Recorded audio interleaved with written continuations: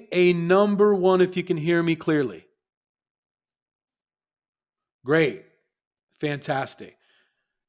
Guys, what I'd like for you to do is, so I know that you're with me. If you're just logging in right now, we're going to be in the new free Facebook group. We're going to go ahead and break this in tonight.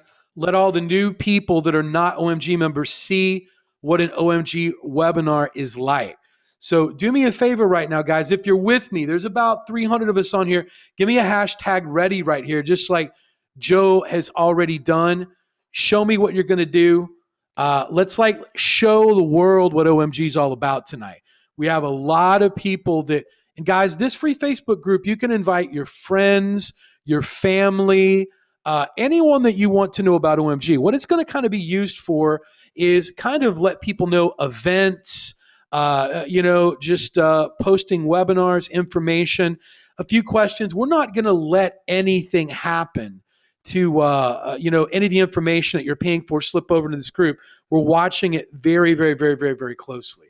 So in this right here, guys, where my picture's at, we want to make sure that we get the hashtag readies. And guys, we have a crazy, crazy webinar lined up for you tonight.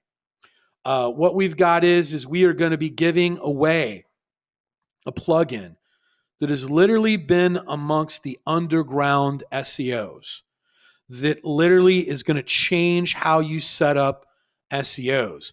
Been used by myself, Derek Owasiak, and a few select people. I've actually just kind of let Joe see it and, and just kind of put it amongst the OMG coaches and stuff, but this is going to blow your mind. And we're going to give that away at the very end.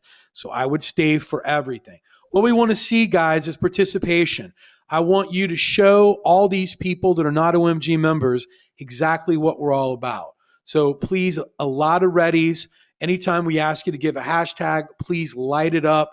I want to make a good impression for all those people that are just checking us out. Wants to know, are we real? Are these income reports real?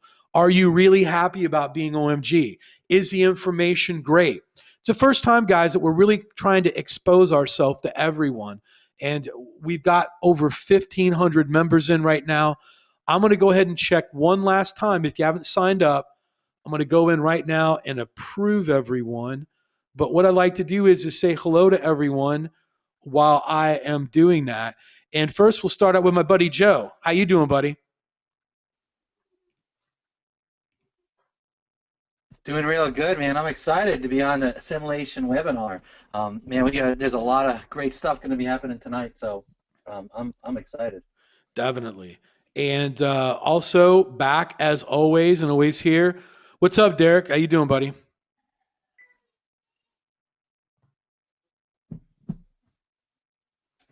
I guess Derek is away from the computer at the moment.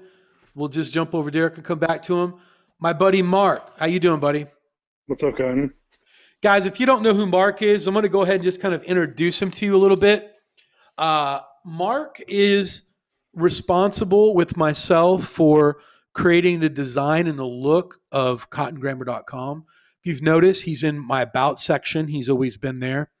Mark is also going to unveil something tonight we've never showed anyone before that I'm sure that all of you will want to emulate that we created. But also, here's the kicker, guys. This software, this plugin that I'm talking about, it was created by Mark. Mark had the idea, and him and I have bounced ideas back and forth together about it. I've told him exactly kind of what I wanted to do, and he sculpted it in there along with his incredible ideas. So it's Mark's generosity and his vision and his idea that you guys are going to be getting tonight in a plugin that's literally going to change the way that you handle and set up your PBNs forever. I promise you this. So this is an incredible, incredible webinar that you guys are going to do. Guys, I can say this. If you're not on this webinar live, and if you're listening to the recording, this plugin will only be given away live to those of you that are on this live and that stay to the very end. It is not going to be available for replay if you're listening to it right now. I do apologize. We try to reward everyone that shows up live. I know things come up. Maybe I can twist Mark's arm and And what we're kind of doing is a test run with giving out this to the masses. So we're going to give this out to 300 people tonight. And I guarantee you, you're going to be blown away. Uh, Derek, are you back, man?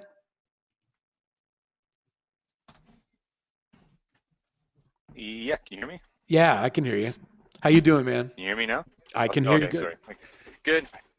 Yeah, computer crashed twice. That's okay. Might be a good sign to move over to a Mac, right? Yeah, maybe. All right. So, all right, guys. If it sounds like an exciting webinar for you, give me a one in the chat box. Let me make Derek an organizer really quickly. Thanks. And guys, do me a favor and hold on. Let me make Mark one as well. Hold on. Let me make Mark a organizer. Whatever you do, Mark, just don't end the webinar. All right, guys, if you got any questions, let's load them up, man. Load them up, guys. That's what we're going to do. An hour plus of questions here. You got Joe, Derek. If you got any web design questions, any web design issues or anything, Mark is here. And obviously, I'm here with client stuff. So, guys, there's no questions. Come on. Yeah, well, Yeah, maybe send we it should. now. Yeah, maybe we should just end it. We'll like wait for the questions to like come in a little bit and then we'll get going. But what we're going to talk about is guys, you got friends or family, anyone that wants to come into this Facebook group, that is exactly what this is for. I know a lot of times, you want to explain to a friend what you're doing, family member, coworker, someone you're trying to get interested in OMG. This is where you can send them uh, you know, and please, guys, if OMG has done anything for you, take the time, not during this webinar, but afterwards, and post what OMG's done for you in here. We're going to be using this on webinars. We used it today. Becker right now is inviting his Source University into OMG, and we use this tremendously today. Obviously, we don't want to show the real OMG Facebook group on a public webinar for like people, but this one we can. So we greatly appreciate anything that you can put in there. Helps us out tremendously, and a lot of readies in there, so it's good to go. Let me get to some questions. It says, okay, let me see where they're starting. It says, are you okay if people copy the design of your website, Cotton? Well, Oh, if, too late, too soon. yeah, I mean, if you're in director's cut, Mike Hayden built the director's cut skin inspired off my website. So, uh, no, I mean, I guess imitation is flattery. Uh, one of the things that this is going to be news to Mark, but one of the things I was going to talk to him about is over the next couple of weeks, I was going to talk to him about redesigning my website and going to version 2.0. It was something that was going to be a little more modern, even push the boundaries even more. I know Mark's very talented, and we're just going to see what we can do. So I don't mind it, but please, for the love of Jesus, man, come up with your own content on it. You're the one that's going to get the penalty, not me. The site that has the most authority is escapes the penalty, which will be me. So I wouldn't copy word for word. I wouldn't even copy words, but the general structure of the site, I mean, anyone can use, and you're more than welcome to do that. It says, I am brand new. I have no idea what to ask. That's okay. It says, where do we type in the question? In the chat box. In the Where you just chat typed box. it. Right, exactly. Where you just typed it in, I just got it. So it says, I'm still confused on what address we are supposed to be using for a citation. The address on the dashboard or the address on Google Plus, but I noticed that some directories they had commas and abbreviations. What should I do about that? Yeah, you want to use the one in the dashboard. Not the Google Plus one is going to be abbreviated. So citations, they'll abbreviate stuff, and Google's pretty good at figuring out abbreviations from street to ST and even apartment number and all that kind of stuff. So just try to stay consistent. Make sure your dashboard and your website match, and the rest will probably still count. So don't worry too much. Great. But yeah, the main important thing is on your citations is your phone number and your business name. So everything else kind of just is all secondary. Exactly. And Joe, I'm going to let you handle the next question. It says how to get clients to refer clients before you get them rankings. And I'll follow back up and answer that as well. How to get clients to refer clients before you get them rankings? Yeah. Well, I mean, what I do is a lot of times what I'm doing when I take on a client is it's a little different. Is we analyze their business. So before their ranking, we're already kind of redesigning their site, and we're looking at different ways to bring them in traffic, maybe looking at different keywords that they haven't had yet. So when we start that process, a lot of times it's something that they've never seen before. So then they will then in turn, refer us. I don't have anything in place, to refer, anything like that in place, any system in place. Mm-hmm. Great advice, Joe. What I do how do I get clients before I have them any rankings? It's very easy. I tell them that if they want to save some money on their SEO, to refer me 3 clients at a set amount of price that I put in front of them. That's how you do it. Here's what you have to remember, guys. Anytime that you have a client in front of you, not all of them are going to be happy about your prices. And if you know how to price people efficiently, you're not going to be I am the most expensive, but you shouldn't be in the very beginning. You should be almost the most expensive, not the cheapest, but somewhere in the middle. That's still, you have to understand, when you're charging anywhere from $2,000 or $3,000 or $4,000, that is literally a Ferrari or Lamborghini payment. Seriously. So what I'm saying is people really think twice about that. So what I do is if I sense uncomfortability or they say that it's outside of their budget, I then offer to say, look, I understand that times are tight right now.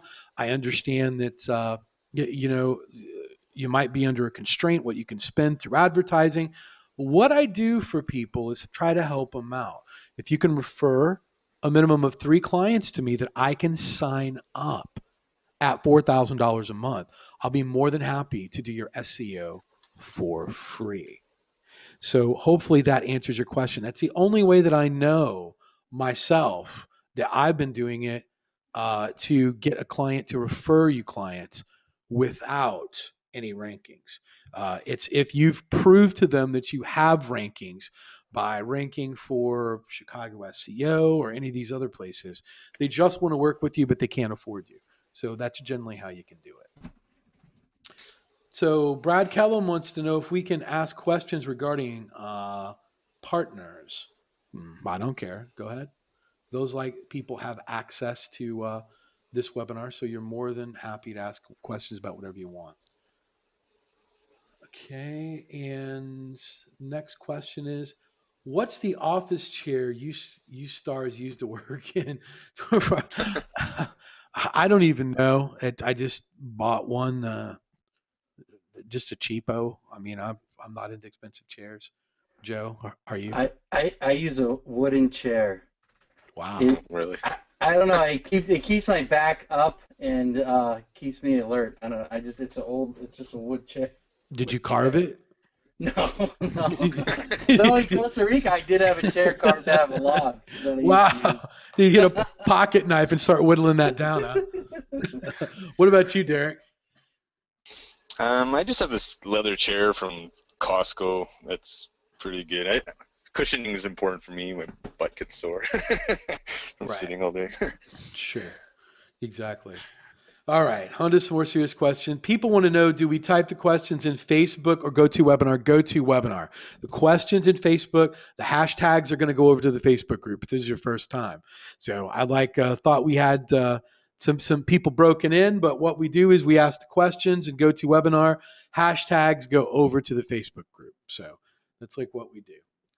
Uh, I don't understand this question. It says, what does a $1,500 plus website look like for a local business? Not understanding that. Do you, Derek? They just want to know how much design, I guess, and how much. No idea. Yeah. I mean, if you're going to charge $1,500 for a local website, it's just, for me, it'd be probably just a standard, maybe 10 to 20, 30 pages website with mild design and not a whole lot of custom work. That's all. Sure. I mean, for me, I don't think I would do a website for that price, but if I did, I'd probably show them some themes, from theme bars. But man, 1,500 for web design, it's not very, because it could get complicated pretty fast, I think, sometimes. I can tell you what mine looks like. Building one out of the, It doesn't. I don't based off a template. No, I'd like tell them to contact Mark and let him deal with it. I don't do web design, so I have no idea. Mark, just for giggles' sake, do you even do web design for $1,500? That's like my minimum, and it's just something very basic. Is that like a high school girl wanting to put up her prom website, something like that? I'm out of the prom niche, fortunately. I'm just saying, isn't that what a $1,500 website would be, though? Like if your niece is real simple, and hopefully it's based on a design I already made. Right. I'm just gonna refresh for somebody. Exactly. Cookie cutter. Strawberry shortcake website or something like that. Got it. Yeah, something based upon cottongrammar.com, I think. Great. Yeah. All right, next question. This is going to be for Joe. What are the best step-by-step resources for getting a lead gen rental page ranked and rented start to finish? And Joe's going to give the disclosures before he tells you. Well, I mean, you got an hour. It start to finish. We can be here for an hour. But basically, I would say if you want to set up a lead gen site, just make believe that you have a customer. So if you want to do a plumbing lead gen site, I set my site up like a plumber has hired me to put together a site and rank it for him. I get a logo, I get a brand, and then I rank the site. I put a tracking number on the site. When calls start coming in, then I call local businesses and I sell them the leads.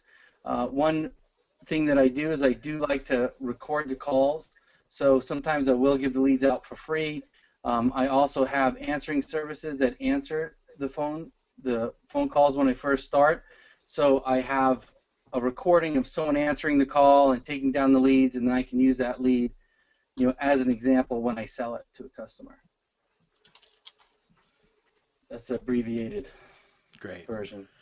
Good. That's about, and my disclosure that I will tell with you on that is I wouldn't start that out as your first project. Would you, Joe? Yeah. No. I mean, no. If you're looking to, make money right away, get a client. Just get a client, have them pay for your startup costs and your learning curve, and then do that after you already have money coming in. Mm-hmm. Joe, let me ask you a question because you're very skilled at lead gen. How long and what's the level of difficulty to get to $15,000 a month if this is your first time, or maybe 3, 4, 5th time getting up a lead gen site in a new niche? I would say if you're going to have to rank in multiple cities, you're looking 3-6 months to get it up, but you have to have a system in place. When I put up a lead gen site for each city, we put up the page, we put up all the directory sites, we make a video, we do a press release. I have all those systems in place from having my clients, and then you have to go out and you have to find clients for those leads. and then you have to bill them and everything else. So it is a pretty good learning curve. Once it's up and running, it's an asset you own, so that is definitely a plus. But you're not going to put one up in 30 days and be making 10 grand a month, right? It'll probably take you 60 days to 90 days before you even start making anything off the site. I know people out there, I've seen courses where people are like, well, just put up a video and you'll sell those leads and make tons of money. If you want a sustainable business that's going to support your family, it's going to take some time to build it. So, in other words, Joe, you're basically saying is that these people that want to sit in their underwear and play Xbox and not ever leave their house are probably going to be in for a rude awakening. Yeah, exactly. Okay. Exactly. You're gonna be sitting in your underwear, not making any money. I mean, not that you're not gonna make money, but it's like, yeah. And I get the same questions all the time on my webinars and in Facebook, where people are like, I need to make money, but I don't want to go out and get clients. It's like, well, shoot, I want to lose 10, 20 pounds, but I don't want to get off my chair and go for a walk or ride a bike. Well, guess what? I'm not going to lose 10 or 20 pounds. If you want to be making 5 grand a month in the next 30 to 45 days, you got to get up and meet some clients. Mm-hmm. Great. Great answer, Joe. Great answer. Next question. This is one I'm going to love. Have you guys seen mobile apocalypse start to take effect yet? And I'm going to answer it. I'm going to let Derek and I'm going to let everyone answer. I don't really care. Why should you? Are like you a writing for search engine land for analytics? I don't get it. I've seen this question so many times in so many different groups. I've had SEOs Skype me and say, I'm doing this research about if mobile apocalypse has taken effect yet. And I'm saying, shouldn't you all be getting clients and making money? What does that have to do with anything? Listen, when Google tells me that if I don't have my website mobile friendly, that they're going to spank me into space, why do I have it's a money making opportunity. Why do I want to sit around and try to figure out if they're playing bluffer or not? It's the greatest thing that's happened in 2015 so far to go out and get clients. But the question is, if you're not doing a research paper for your college professor, why do you care? I mean, that's just my opinion on it. Derek, what do you think? Well, I've noticed a little bit, but it's not as dramatic as most people were predicting. So I haven't been affected in any of my sites or any of my clients. Even the clients that didn't have mobile sites ready, their mobile rankings didn't really drop that much yet. So, but do you I really don't think care it's though? a full effect. For local, it'll be important, but I mean, if I have a not client, really. any client that I'm going to get, if they don't have mobile friendly, what I'm saying is, Derek, is it affecting your money knowing whether Google was real or not with this? It's not affecting my income. Right, right. So it's not affecting my income. So what I'm like just asking is, I mean, yeah, it doesn't matter if it's affected or not. I've like seen this question everywhere. Go out and get some clients. I mean, look for sites that aren't mobile friendly. Show them that Google said that they're going to spank them into space and sell them. I mean, that's the best leverage that you can have ever. Joe, what do you think? Yeah, I mean, it's an old saying, sell the news, right? You got the news, sell the news, whether it takes effect or not, it doesn't matter. That's what the deal I just closed with my kid's school was. I made him a free mobile site, and I showed him that CNN article. So, that's it. Whether it takes effect or not, it doesn't matter. I just sell the news. Exactly. Hold on, I've lost where the questions were. Derek, if you know where we were, go ahead and ask the next question. I have no idea, man. Let me. Hold I just wait for you to read them now. Hold on. I will find where we were. We're right at 8:15. Oh, I have. Oh, You were far more really? advanced. You were far more advanced No, than me, Joe. you. So here we go. Uh, Someone asked this question. Now I remember what the next question was. Mark, the question's for you. If you don't know, it's no. I mean, I don't expect you to know everything. Someone wants to know what the lightest resource slider is for a website that you would recommend. That's a great question. I try to stay away from sliders as much as possible. A lot of the traditional stuff can be exploited fairly easily, and so it's a constant. You're having to update it. But I generally, if I'm in a pinch, then I'll use like Revolution slider. But if at all possible, I try to stay away from sliders. Got it. So your advice is if you have an option, just stay away, right? Yeah, exactly. Great. They're Okay. not great for SEO either, so. hmm Okay. Next question is only the homepage of one of my sites shows up for target keywords, despite having some well-written and optimized inner pages. The inner pages don't show up in certain book either. Do I need to do a massive silo to show Google which pages to rank for what keywords? Uh, you might need some links going to those pages. Or do you have a Mm. sitemap? Have you entered them into CertBook? Um, Derek, you want to try to answer that? It seems like Yeah, sometimes if you're not linking from your homepage to those inner URLs, it won't get ranked, especially if you're not using the keyword you're trying to push. So um, I always make sure there's a contextual link on your homepage, say if you're trying to rank for SEO services, whatever. Make sure it's linking from your homepage to your inner page, and then that should, even if you're sending links to your homepage, it still should help push up the inner page. So it just also get some more links going to those inner pages. So that's about it. Mhm. Great. Next question. Interested in hearing more about these SEO kung fu moves. Which one are we learning first? Praying mantis or crouching tiger? Yeah. Derek? uh, a praying mantis. Mm, well, we're not going to learn that one tonight. We're going to do the flying dragon. Okay. All right. Sorry. Sorry. I missed that memo. Sorry for disappointed. Joe, is a flying dragon okay with you tonight? Sounds good to me. Great. This is going to be a Derek question. When getting my DAS stack indexed, I always have a few which tend to not get indexed. In the past, I've been sending some Fiverr gigs to them to get them indexed. Is there a better way? Thanks so ever much. You guys Uh, rule.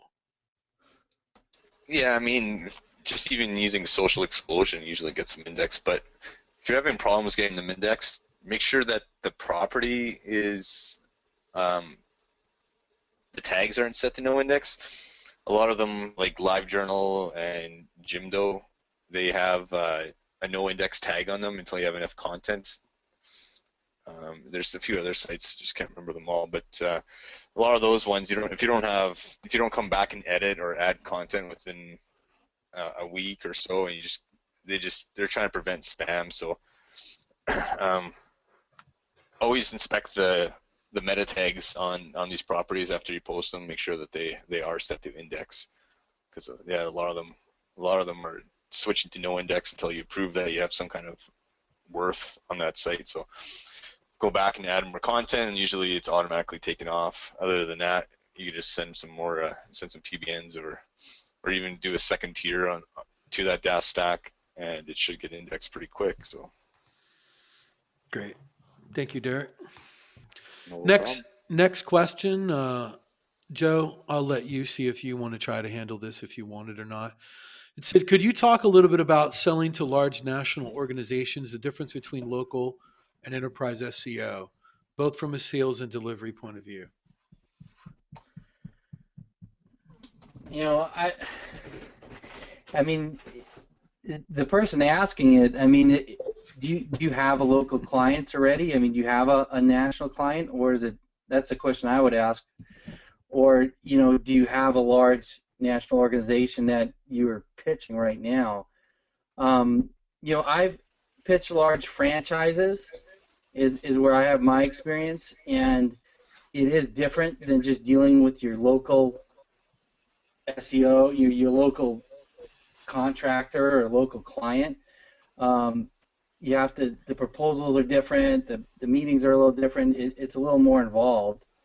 Um, I don't know, Mhm. but unless you got a national client, I wouldn't worry too much about it. I guess I'll talk a little bit about it. Uh, I'll be honest with you, and I don't ever like to not be really transparent. I don't really like to talk about dealing with Fortune 500 companies because I don't know of I don't know how to say this, but outside of Youth Noise and Ronell inside of OMG and myself, I don't know of that many OMGers that are consistently getting in 10 to 20 leads a weekend from Fortune 500 companies, unless I'm mistaken, and I just don't know some of the people. So it's almost like it's a waste of time to talk about it. And if you have a particular client that's reached out to you, just message me directly. It's very complicated. It's what I specifically almost deal with that only. So for me to get into it, what the differences are you better be ranking in a national city very highly. We're like talking about 1 to 3, maybe one inside 1, 2, 3, or 4. And secondly, you better be able to talk very, very well, and you better be prepared to wait months and months and months for those deals to close. Because there's no such thing as, if anyone ever tells me that they've closed a corporate deal in one meeting, they're lying to you. It doesn't happen. It just doesn't happen that way. Uh, the delivery, I don't do delivery any differently from local to a national company or from anything like that. So if you've got a difficult deal that you need help with pricing or what's going on, certainly let me know. The best advice I can give you is if you happen to stumble upon somebody that is a Fortune 500 company, be very careful about dealing with someone that is not the decision maker. They literally could be doing an experimentation or just out fishing to make it look like they're busy. And they will tie up a tremendous amount of your time, and you will think that you done something wrong when you didn't. So there's a tremendous, I've got data upon data upon data, how to close corporate stuff. But, it's kind of like if you're not I can put you in a race car, but that doesn't mean you're going to win a race. So until you've mastered local stuff, and until you're up to, ranking very, very highly for New York, Miami, Atlanta, Chicago, LA, San Francisco, something like that. These are just things that you're just going to encounter like a unicorn. Just unless I don't specifically go after these people, they come after me. And there's a way that I have to get these clients that I would never share. That literally, I would just never share. I mean, you literally have to be someone like a Derek Awasiak or a Joe Marfolio, as far as SEO wise goes, to even consider putting yourself in the ring with these people. So that's that's what my take is on that. So. Next question is, would Mark be willing to build websites for our customers, not looking for commission, but want to recommend quality? And I trust Cotton's judgment. That would be up to Mark. You're more than welcome to send Mark a personal message and see what Mark says. So, Mark, Yeah, just yeah, friend me and shoot. yep. So, guys, if you haven't friended Mark, do so after this webinar. It says, next question. I've got an OBGYN office and trying to plan pages. I'm thinking of using a doctor's page, all names, short bio with a link to the page to each MD who has their own link to there. Your thoughts on this? I don't do web design, so I have no idea. Derek. Sorry, what? It was web design, wasn't it? They just said I've got an OBGYN office and I'm trying to plan the pages. I don't deal with websites where I've got to plan all that out. I'd like tell them to handle their business, then get back to me. I don't deal with planning. This is where, guys, where you lose days of your life getting paid nothing. The same amount of money I'm going to get for SEO is the same amount of money you're going to get for doing all this in many cases. I don't do it. So what they're asking is, I've got an OBGYN office and I'm trying to plan the pages out. I'm thinking of using a doctor's page, all named short bio, with the link to each page. So each MD has their own link. Your thoughts on this? Yeah, I would use a dedicated page for each doctor, especially if they have their own phone numbers, so you can build your own citations and rank them independently like that. Other than that, I don't really plan too much of the site structure unless it's on an hourly pay, personally. Mm-hmm. Great. I'll tell you what I do. Is I just have my web guy that handles all that for me. So he's part of my team, and then we have a call, and then they talk with him about it. You know what, Joe? You're right. That's what I do. Hold on. Ring, ring. Hey, Mark. Are you there, Mark? Yeah, if you're in a pinch and you're not sure really what to do, there's really nothing wrong with just sort of copying best practices. I would just Google like your doctor in Chicago or some other major metropolitan area and look at the top 3 sites. One of those guys will have sort of the structure that you can mimic as far as content, pages, interpages, all that stuff. Mm-hmm. Thank you, Mark. That was the best answer ever. That is why I love you, but because I just website, I don't know, I'm allergic to it. My light brain shuts off when I even think about it. So thank you for that answer.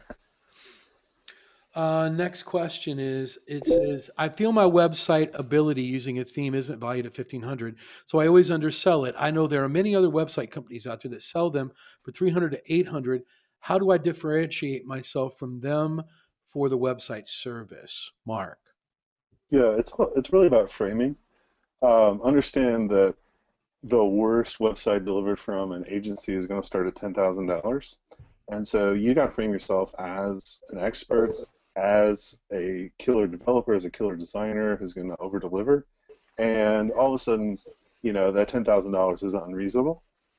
If your gut feeling at 1,500, immediately double it and throw that proposal out there. Anything I have a gut instinct onto, I immediately double. Great. Next question. I'm going to let Derek or Joe handle this. Is Hi Cotton. Thanks for doing these. They're so helpful. The question is, what's the best way to maintain and do updates on my PBNs? About doing social media updates, is there an easier way? Also, are we supposed to use proxies? Thank you.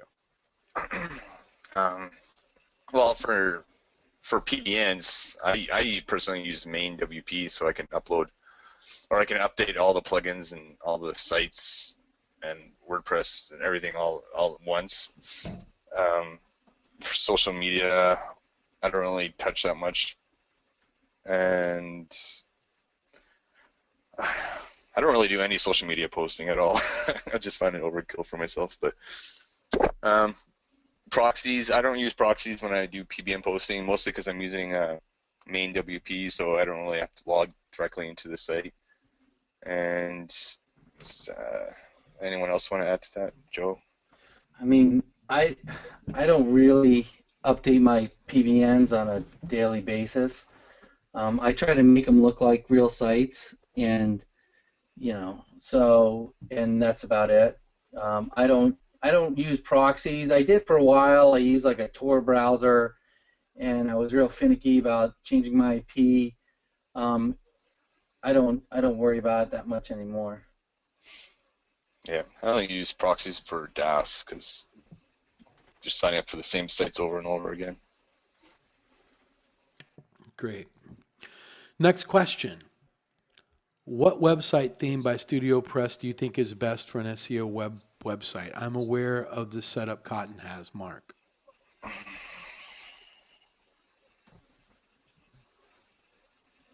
If you need me to, I don't use a lot of Studio Press stuff. I mean, I can look through their themes, but I just go on ThemeForest. Any of the popular themes are well developed and updated regularly. It'll be a great basis for a website. good. So your recommendation is just go check out Theme Forest and just try to find one there, right? Yep. Got it. Great. This is going to be a question for Derek. How do Wikipedia links compare to PBNs for juice? Juice wise, a Wikipedia link's has a lot more juice to it, but they are no follow links, so they take longer to kick in. But I've gotten 2 to 3 page jumps using Wikipedia links versus where a PBN sometimes only does 2 or 3 spots. So depends what it is. It also depends if the Wikipedia page is ranking already.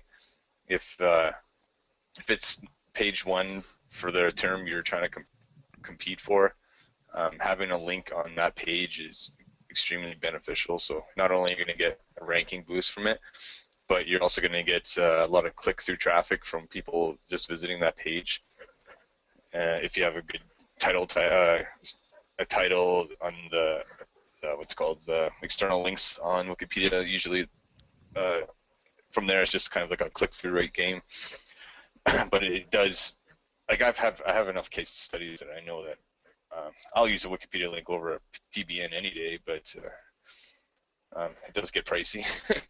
Even PBNs are expensive too. At least you don't have to. Wikipedia link is just one-time fee, and then you're done with it. So, about it. Cool. Great. Next question. Is it true that Google Plus is getting kicked to the curb? Just parts of it. Right. They're not going to get rid of the parts that we need. So I would say no. Some of it, but not all of it.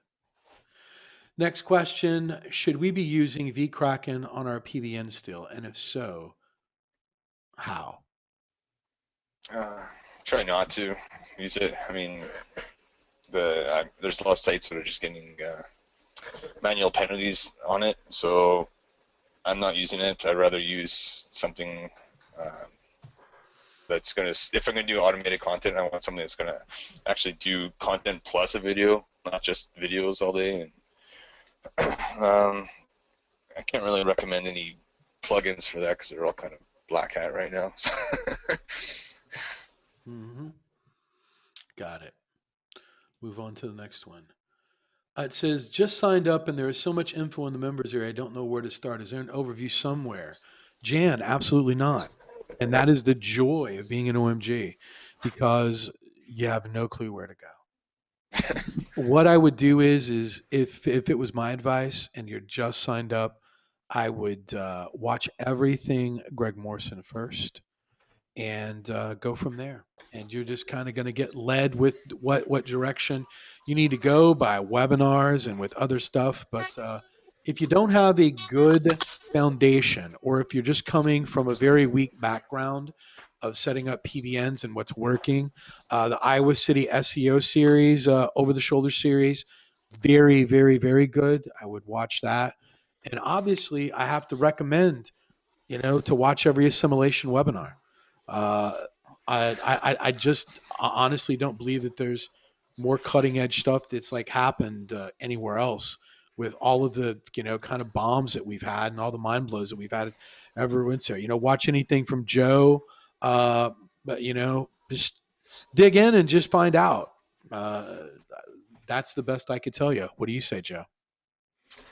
Yeah, I mean, yeah, I agree with you. I think David has like some introduction videos or something, but I agree with what you said right there. If you want to start out, that series with Greg, me, and Fletch is great. The simulation webinars are awesome. I would also say your series on client getting 101. that you just did is excellent for getting into knowing about how to present yourself and do sales. I would definitely say, watch that. Great. Next question is, how important is SEMrush when you're doing competitor analysis for a website? Is it one of your go-to resources? If I had to pick one of them that I could not give up, it would probably be SEMrush. I love SEMrush, so I'll let the other guys answer. Yeah, I definitely would not get rid of SEMrush. I mean, it's just being able to show the client the traffic and missed opportunities, and not just rankings, but like actual percentage of traffic what a website's getting from which keyword and all that kind of stuff is extremely valuable, even for myself. Just to I'll run out of ideas in my head of what to rank for, so I'll just kind of check all the competition and see what I'm missing myself too. So. What do you think, Joe? Do you use it? I just started using it, so I think it's a great tool, but I just started using it not too long ago. It's probably my number one use tool. Yeah. Yeah, I wish the historical part was on the cheaper plan, but you have to use the expensive plan. Exactly. It's just one of those tools that I can't do without. So it is definitely part of what I do to looking at competitor analysis and just everything. So definitely. It says, how many times can I use the same address to verify Google Business? I have 2 businesses currently verified by Google and would like to verify one more, but I don't want to push it. Any advice? Well, there's no real set number or anything, but it's how far do you want to push it? It's all.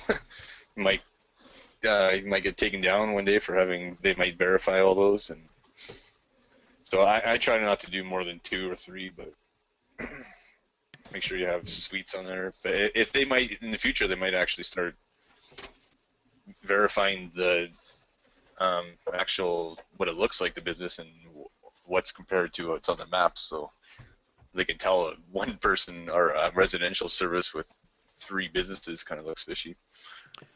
I've been hearing a lot of them doing manual phone calls asking for pictures now. Yeah, they might go that route more. So. Sure. Just one of the things I want to make very, very clear to you guys is your Google My Business is for businesses. It's for real businesses. So if you get caught, just find out what happens. There's going to be no right or wrong answer about it, but they are for real businesses.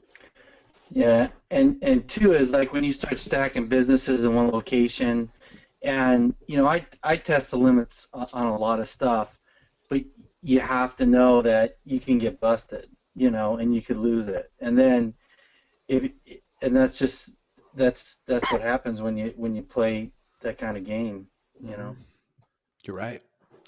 You are definitely right. Next question is people. I'm just going to skip through this. It says that becoming a Google partner, they want to know how to fill out the application. That Steven didn't go through it.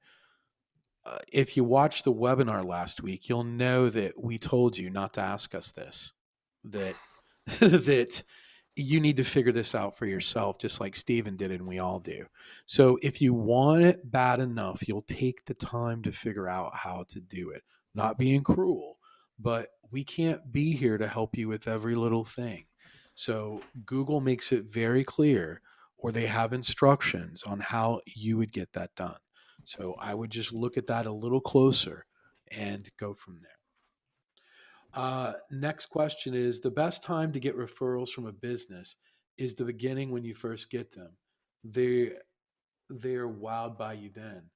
I agree, but I get them the whole way through, and I've never revealed how I do that yet, but I agree. Next question is, this might be a rookie question, but what methods do you guys use to determine how competitive a niche is? I'll let everyone answer this. Go ahead, Joe. If it's local, to be honest, if it's a local business, I don't even, I could pretty much tell the competitiveness by I don't know. I don't really worry about it too much. unless I see some really high authority sites on there.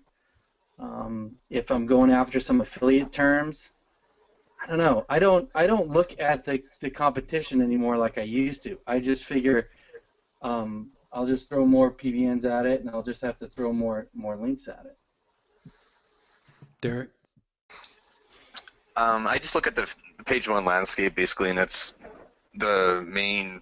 I don't care how many pages are competing for it. I don't care how many anything else. I just look at what's ranking on page one.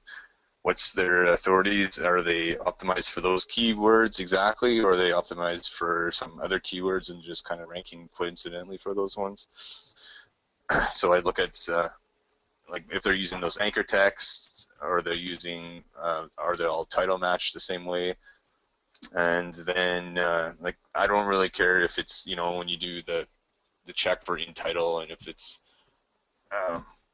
you know, 20,000 results using the exact same title, it doesn't really matter. You only have to really be able to beat the top 10, right? So you can have people on page 3 with domain authority of 80 and page 30 of 50, but if there's a weak spots on the page 1, you know, it's not as competitive as you think. So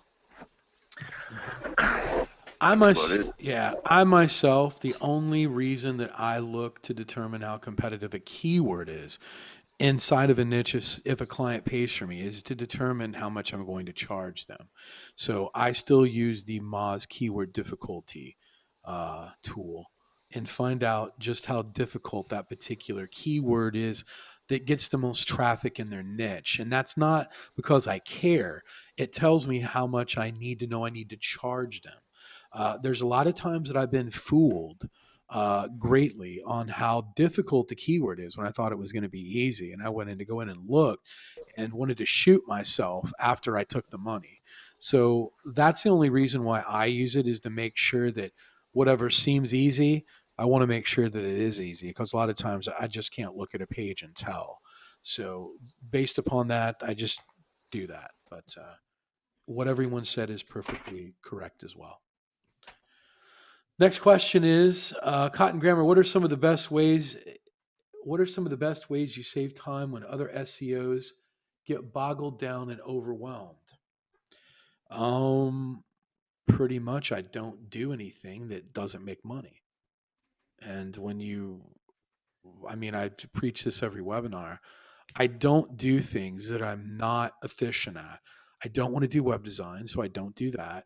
You know, I'm not going to name any names, but I get a lot of personal messages from a lot of people that are like, oh my God, Cotton, I just don't understand how this is taking so long. This, I'm like, well, what are you doing? They're always dorking around with someone's website. And that comes from framing up front. What you've told them that you're going to do, or you're trying to over deliver, trying to act like you're this Superman that's going to do their email list, that's like going to do their web design, that's going to do their Facebook advertising. You're going to come over there and sweep their floor for a certain amount of money. So what I found that for me to scale the quickest and fastest, what I've had to do is throw everything out. And I just do search engine optimization. That's it. If you want me to come to your business and you want me to do more than that, I'm $10,000 a day. If you want me to write your sales copy, if you want me to do this web design, I'm going to throw over to Mark. I just tell people that I just don't do it, and I just do one thing, and that's how I'm able to scale. And that's where other SEOs get boggled down. It blows my mind when I see people asking about PPC and Facebook ads and all this other stuff. And unless that's all you're exclusively doing, that is a colossal waste of my time. I could go and get 3 more clients. I'm just going to tell the story, and then I'm going to be done. I had a national company, the same people that put on Mardi Gras New Orleans, reach out to me and want me to do their Facebook advertising for them. That they wanted to do Mardi Gras St. Louis, which Mardi Gras St. Louis is the second largest Mardi Gras celebration in the United States. So I thought it was going to be a good idea. So we took it on, and it turned out to be a nightmare. I thought big client this, and I was stupid. This was over a year ago. I was stupid, and it just turned into literally, I think that there was only $1,200, $2,000 made. They ended up spending $40,000 worth. And it was just every day looking at that screen and changing this image around and that around. It was literally worse than working at a fast food place. And I just said, never again. I would rather flip burgers and do this. And that's how SEOs, I think, get boggled down. They're doing things that just doesn't make any sense if it's not SEO. To me, the big money's in SEO. Getting a $5,000 a month client where you can just throw a couple links at and be done versus trying to be someone's everything. What do you say, Joe? Well, I have a little different take, but a similar experience. When I first started, my first client, I did the web design, I did a lot of stuff myself. So I was trying to learn web design and all this other stuff, and I was working for about $10 an hour. But, for years I was a contractor. So I look at things and I just sub them out. So if a site needs web design, like this new client I took on, they need to get their site. I can't even rank their site the way it is. It was done 15 years ago by a high school student. And so I set them up with my web designer. He gives me a price, I double it, and then he deals with them and he gets that done. So and then if I'm set up like a retargeting program for a client, I have my guy that does it for me. He deals with them. If I have to talk with them about their retargeting, about their web design, about their PPC, then I got no time in the day. I sub it out where I can. Hmm. Great. Well, like I said, you've got to do what makes you feel comfortable. And Joe's answer is right. I just don't feel comfortable doing it myself. Joe like does. They're both different perspectives for you to take, and whichever one makes you feel most comfortable is the one I would choose. So, and someone is asking, guys, can I invite a friend to this webinar? Absolutely not. Not unless they've paid for a membership to OMG or Director's Cut. If we find people on here that are not supposed to be on here, that would cause you a revoke of membership. And that wouldn't be a good thing for your SEO, I would think. It says, do you have to change? What did you have to change about yourself to obtain success? Derek. Um, my attention span. Just working at home and having internet access and just people sending me links to videos all the time and distractions all the time. It's just that's the number one problem with me. It's just I have enough distraction with having kids and my 2-year-old is at home and I have to stay at home, and so being distracted with video games and or just internet or anything like that, I just had to shut it all off. Just ignore people and get my work done. Okay. Joe, what about you? Pretty much the same thing. It's staying focused. When I first started, I was trying to do affiliate. I was trying to do all this stuff, and I wasn't making any money. The only thing that was making me money was I had a client pay me $700 a month, and I spent most of my time doing other stuff. When I stopped doing all that and just focused on one thing only, and I didn't get on Facebook, I didn't look at anything else, that's when my business really took off. But working online, I think it's all about focus, and it's tough. You really gotta be self-motivated. Sure. Let me reread the question. What do you have to change about? Sorry, I was texting Liz. She just arrived in Orlando. It says, what do you have to change about your success? What changes? So it's what did I have to change? Finding something that I love to do, and that was basically it. Love helping people, love SEO, and just staying focused. Derek kind of hit the nail on your head. It's very hard to self-manage. It's easy to, and I'm sure that Joe can attest to this also. And it really is easy to get distracted. You have the option to do whatever you want, and and it can be difficult at times. And There's a lot of times that I've found that, and we get in different rhythms when we do this, that find you that I'm a better worker in the evenings because I don't have clients trying to reach me, friends trying to reach me, and I get a lot of work done from like 10 p.m. to like 2 a.m. Don't you find that, Derek, or is that not a good time for you? Yeah, it's exactly the same thing with me. Yeah. Yeah, it's for me. It's like I don't even. My friends complain because I don't go out with them anymore. Mhm. I see them once every 4 months. Before it used to be once every week or so, but Mhm. it's the price you pay. Sure. What about you, Joe? Are like you find that at the evening hours that it gets more quiet when the family gets to bed, that's your kind of heightened time to work? Yeah, it is. It's like I don't know what they call it, but it's when I'm most focused, and it seems like I can get done more at that time, like between 9 o'clock and 2 a.m. than I can all day. Oh yeah. Yeah, Oh, gee, I mean, there's no phone ringing, there's no telemarketers, there's everyone's asleep, and it's just like it's quiet outside. You got the illumination. I mean, I get excited when that time comes around to start working. I mean, I don't know why, but it's such a strange time. But that's why I really don't go out that much. But I mean, and I can understand with Derek, he's got kids, they're asleep, his wife might be asleep, and it's like, man, it's the only time that he might have free time. I know Joe's got a family. I'm a single guy, but it's just I deal with a lot of client stuff, and that's when I do my client R&D during the day, when I'm trying to acquire clients, deal with clients. So during the day, it's clients, and during nighttime, it's like, whew, man, it's quiet, and now we can get, that's where I get all my SEO done. So knowing your rhythm, I like think is key for yourself. Knowing when you can be most productive, because I can't be very productive doing certain things during the day. And what's weird is since I live in Orlando, I do all of my shopping, whatever I do, from 9 to noon. But because that's when everyone's sleeping, they're on vacation.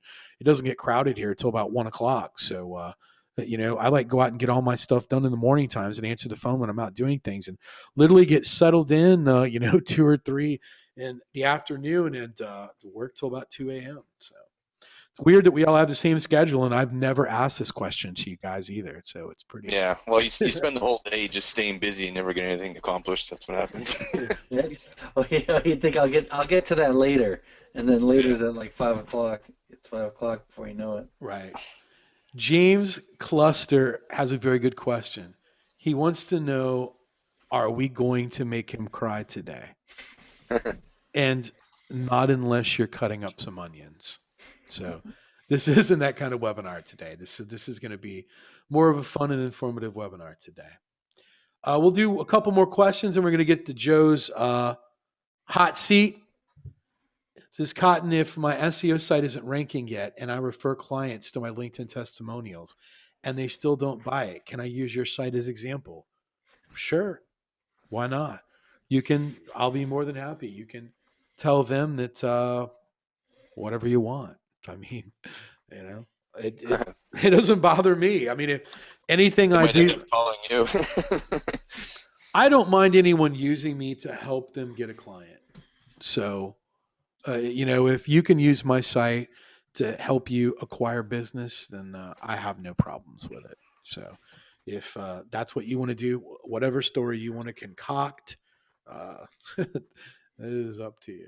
So I'm okay with it. It says, do you want the hashtags on the OMG way? Yes, I do. We want, you know what? Someone just called for some hashtag OMG way. It's in the question box. We can't argue with him. Guys, let's take a break and get situated. That's going to be the last question. Let's do a hashtag hot seat. So, guys, I don't know if you have been on one of Joe's webinars before doing the hot seat, but we have about 400 people on the webinar. Let's get about 200 hashtag hot seats, and we're going to have Joe explain what the hot seat is to those of us that are new, that have never been on one of Joe's webinars before. And he does this every Thursday. So, Joe, we will wait till we get a couple hundred of these hashtag hot seats going. And while they're doing that, and while I'm checking, will you explain to us exactly what this hot seat is? The hot seat is basically putting somebody, we bring somebody live who has a question or is having an issue or having some kind of stumbling block, and we basically give you advice. And if it's on client getting or maybe something with your SEO, and we try to give you a plan that you implement over the next week or so. So many times I know all of us probably get tons of messages every day from people asking, maybe sometimes they want to talk on the phone or they want to, and we just don't always have the time. But this is the way that you can take your business or take what you're doing to the next level. So I understand this right. We're going to bring someone on live as if this were a phone call, and all three of us are going to dissect the problem together. Yes. Oh, wow. Oh, Yeah. all right. Guys, if you want to be on this hot seat, I want you to give me an 8. Be very careful. You must have a mic, and you must be ready to get real, because I'm going to ask you some questions about your success and other stuff. You're going to get as if I was on a phone call with you, a one-on-one that I do a lot. So if you want to come on the hot seat and discuss your business, give me a number 8. Stephen Joseph said he wants to come on. Did you see that? Yeah. Did you guys see that at the bottom there? On the Oh, look, Stephen says no way. Guys, are we really this scared? Guys, listen, I'm going to be honest with you. I don't do one-on-one coaching. This is as close as you're going to get. Joe doesn't do one-on-one coaching. Derek is moving his prices up north of $500 an hour soon. Guys, come on. We're like getting no 8s here. No 8s. Well, and I tell you, when we have these hot seats, people are afraid to come on. Right. But I've never had someone come on and regret it. Right. So, I mean, if you want to make money, you want to get out of your comfort zone, this is how you do it. Great. You know what? Hold on. Is that who do you want to bring on, Joe? This is your baby. I'm going to let you choose who you want to bring on. You usually they put in what the question is, but I got. Oh it no, looks like this, Joe. We're going to do it. We're going to do hot seat assimilation style. We're just going to bring them on and not know anything. Could be maybe they just broke up with their girlfriend. They need some advice. Derek's good at that, man. It's like Derek does that too on the side. He gives advice. He's a life coach. What's that? Yeah.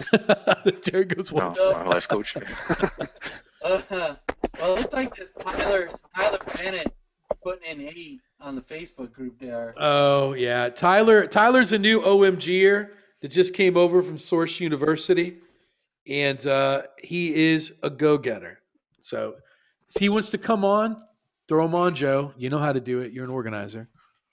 Let me see if I can find I actually had him on live Sunday night. I had a little private webinar with about 15 Source University people that wrote me on my wall and that asked for help, and I invited them all on a little quick webinar. And I guess I kind of did a hot seat with him there. I brought him on and answered his questions live. So Dear Derek. Did you find him, Joe? Yeah, I got him here. Well, let's see if he's got any more questions, I guess.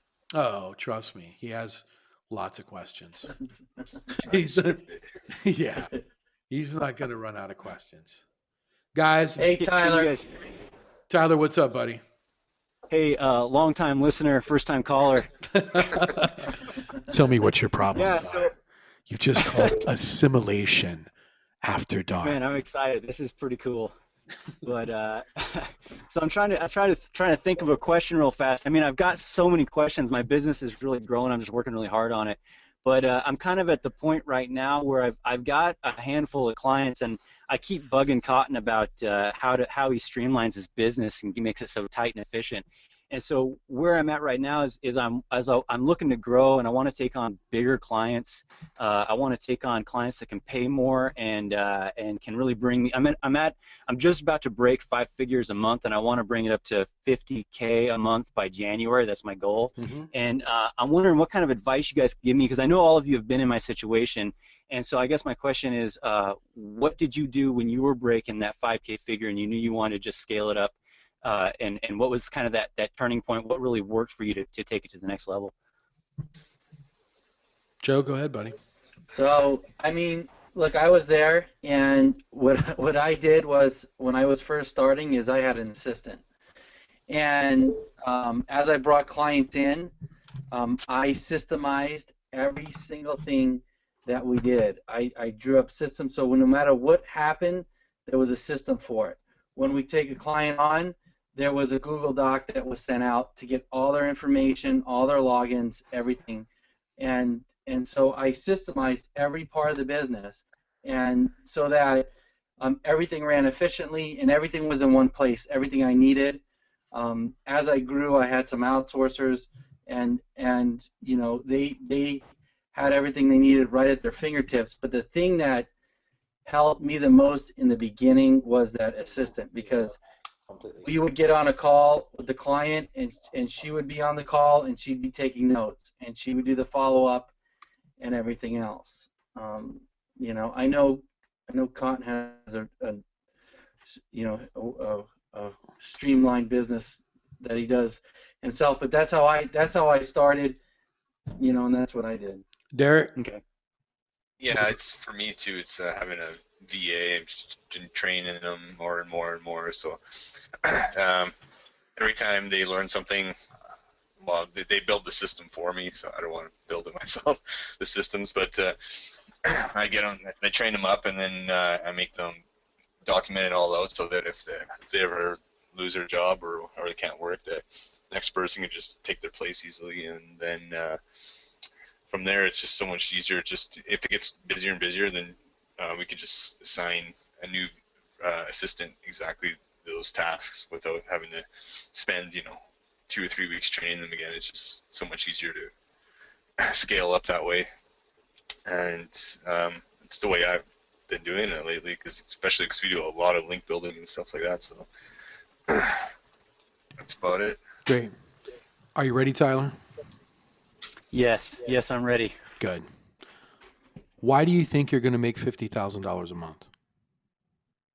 Just based on the amount of work I'm putting in and the time. I mean, it seems that if I look at the growth I've had over the last 5 months, it's been exponential, and so I just I duplicate that over the next 6 months, and I could see myself. I mean, based on the calculations I did, I should surpass that, and I'm just going to keep doing what I've been doing, but just getting better, faster, and more efficient, more systemized. How do you go out and get clients at the moment?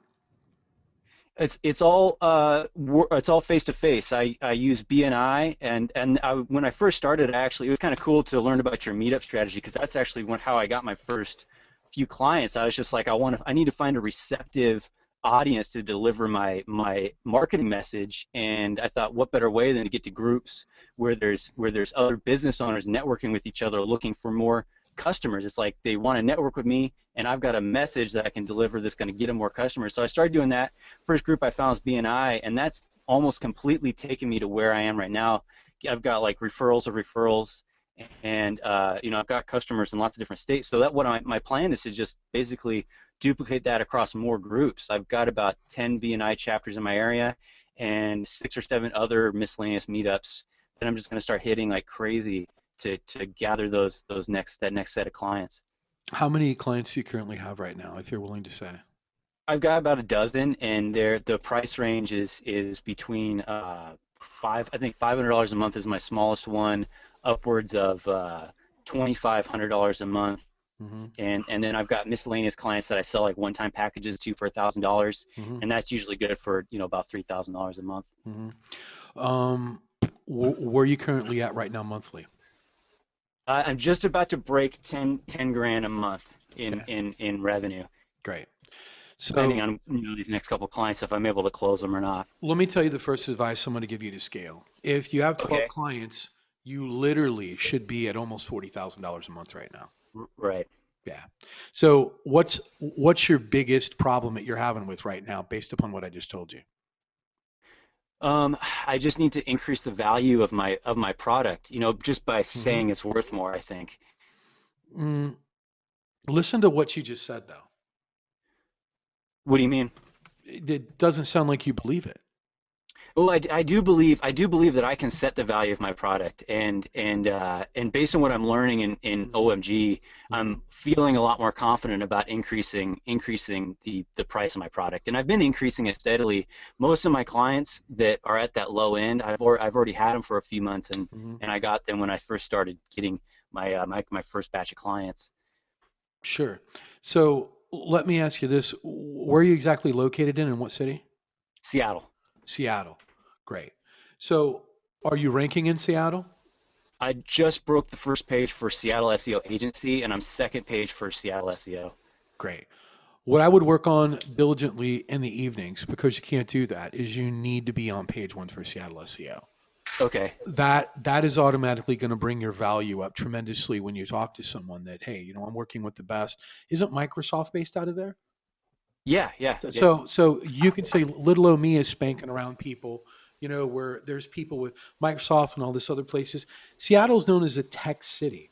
So it sounds like to me that you just need to bump your pricing up. So let me ask you this. What stopped you at this point from charging $4,000 a month?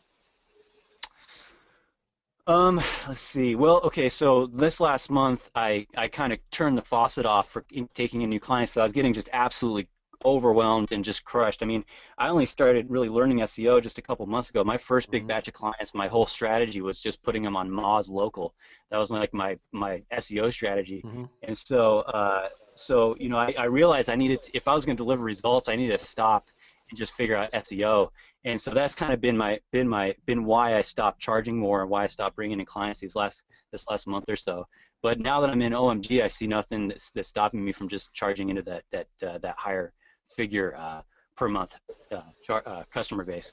What do you think that you're worth though, a month? What's your minimum $2,000 a month is my minimum right now? right now. Yeah. Great. And I have a couple other products that are lesser expensive than that. They're one-off products, and but they only Explain just that take to me a me. couple hours to do. So I have a Google Plus and on-site optimization product where I optimize their website and get them set up with a Google Plus page for $1,000, Hmm. and that's a really good seller. But it's definitely not going to get me into the $50,000 a month range that I want to be in. Right. So Yeah. once you sell them this one-off stuff, what happens after that? I deliver the product and ask them for referrals. That's been a really big referral generator for me Hmm. because I really feel like there's a ton of value packed into it, and I've gotten a lot of referrals from it from bigger customers that can afford bigger packages. In fact, my most recent proposal I sent out, my biggest proposal yet was a $36,000 proposal, and that came Hmm. from a one-off referral. Hmm. Great. So my question is this. It sounds to me that, and I'm just pretending like we're on a phone call right now, like no one's listening to Yeah, me. Sounds yeah. like strange to me that you would charge more than anyone I've ever heard of for setting up a Google Plus page, but you haven't rolled that out for your clients yet. So the main thing that I'm going to tell you to do, worry about streamlining and how you're going to deal with these clients later. That's a good problem Okay. to have. Yeah, Seeing something like, oh my God, I've got $40,000 worth and I can't handle it all. We would yeah. all, I mean, guys, give me a one if like you want to have that problem right now. Give me a one. Right. So there's a lot of ones out there saying absolutely. So all you really need to do is right now is find a different worth for your business. You need to believe that because here's what you're doing. You're actually going in there and you're changing and altering a business. You're taking them from being invisible to visible. You're actually making their business, You might even keep them alive over the next 24 to 48 months. That's tremendous. And what's Hmm. going to happen is things that you need to say are things like this. If they wanted to hire you to come into their company to get their page ranked on page one, how many people here on this webinar right now would do it for $500? Would come work for someone full time for $500? Give me a five. We got an F no. This is, I mean, there's no. So no one would do it. So just imagine this. That's $2,000 a month. So analogies Right. I give to the business owners is look, I have a trait that you can't get anywhere. And if you were to hire me on as a full-time employee, I don't work for any less, and it's still at a very low end. I'm giving you a discount, $1,000 a week. That's how I would put shoes on my children, pay my mortgage, pay my car payments, get myself insurance, and give me everything else. I would still almost be dead broke doing that. And Hmm. I know a trait that no one else can do. You can't go to college. You can't get a PhD in it. You can't do anything else. So if you want my skill set, isn't it at least worth $1,000 a week? And isn't that what you would pay your director of marketing to do someone that has that sort of skill set? What do you think the business owner is going to say? I think that they're going to agree with you because it's obviously true. Right. So Yeah. what you're doing right now is when you're doing people for $500, you do realize that there's people at the Taco Bell drive-through making more money at you part-time, right? Yeah, no doubt, no doubt. Right. Hmm. So if you cut that out, trim that out, and I'm telling you, don't the best advice I'm going to give you, and you know what, Joe? God, I like kind of love this hot seat. Is that is this? Once you shave off all of these cheaps, you need to tighten your funnel. Hmm. So what I mean is that's what that discovery form is. Now, I Right, right. don't get as many people reach out to me as perhaps another SEO agency because I have a very strict set of criteria to get into my funnel if you read my discovery page. So what you need to do is Hmm. tighten your criteria, and you need to treat these people. Remember, you need to go in and you need to watch my stuff about the velvet ropes. When you frame someone from the very beginning like you're very important and you move them all the way through, just think about it. You need to act today like you're a Yeah, guy that's running a $10 million agency. If you don't, they're going to treat you like the guy that's $500 a month. right. So if you're the CEO of a $10 million SEO agency, do you show up to that business? No, definitely not. Great. So then you have to ask this: do you work for $125 a week? No. Right. And second of all, what do doctors, psychiatrists, lawyers, and every professional place make you do the moment that you come in and inquire about business? What do they make you do? Get an exam. They want to look you over first. It's not only that, they make you fill out a bunch of paperwork. Oh, right. Yeah. Hmm. Right. And then they have to give you an exam. So why wouldn't you do that and add that to your business and say, listen, Hmm. before we can discuss anything, I really need to do a little bit more analysis about what we can do for it, or even if we're a good fit to work together, or even if we can do anything.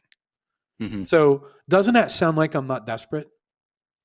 Yeah. Yeah. No doubt. I Hmm. just told that guy that he had to qualify himself to work for me in a very polite way. Hmm. No one likes to, you know, find out that they're rejected. So what you have to do is you have to put yourself in control. And it's the only time in client getting, or the only time that you're doing this, when you flip it on people. Because normally sales is about you trying to please who you're with. Oh, please pick me. Pick me. I'll do your website SEO. I'll do this. I'll do that. But instead of that, it's let me see if we're even a good fit to work together or if there's even anything I can do for you.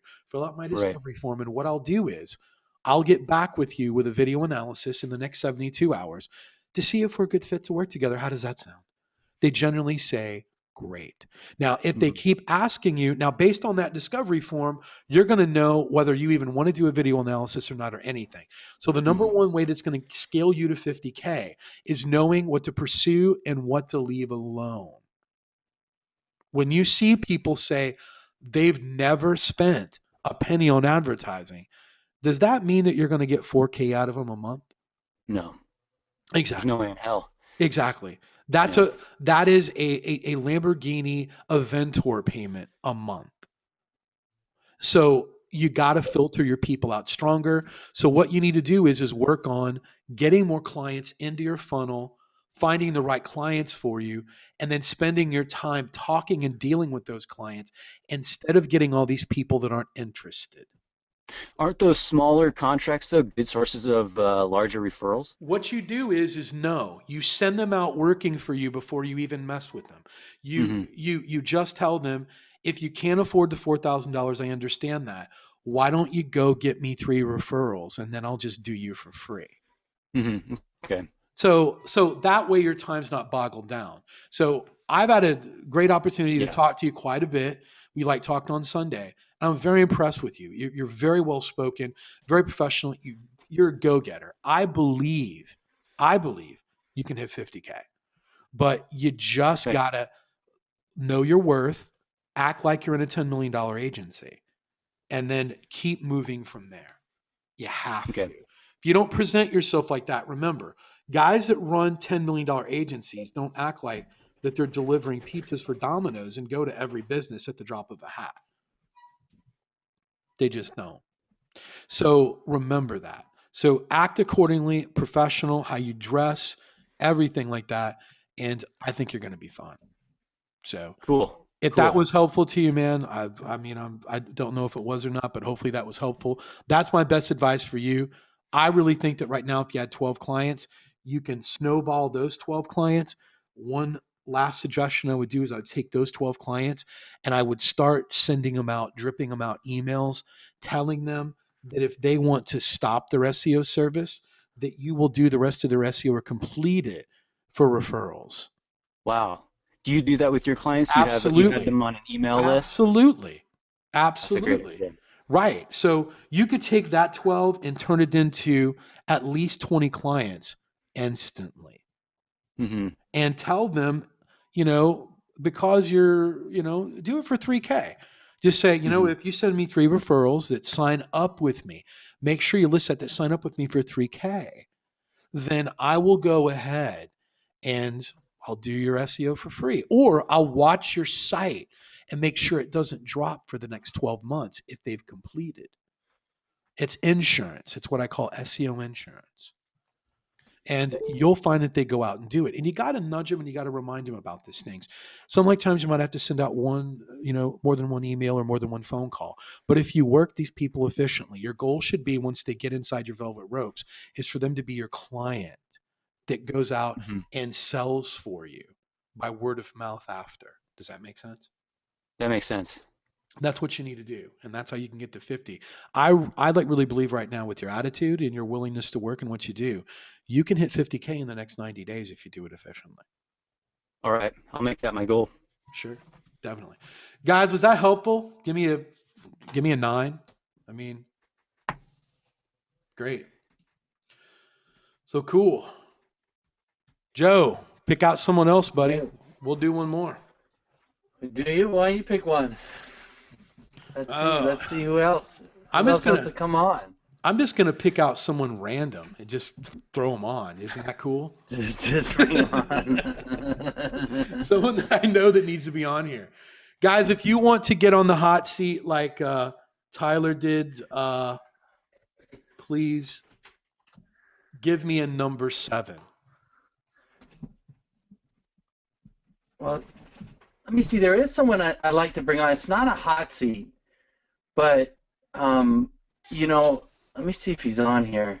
You know what, guys? While we're Because- looking, I want you to thank Tyler. So please thank Tyler in the Facebook group. It's pretty brave coming on here, guys. I just want to tell you, he's been in OMG for 24 hours. 24 hours. And I'm very impressed with this guy. Very. So, just hashtag thanks Tyler.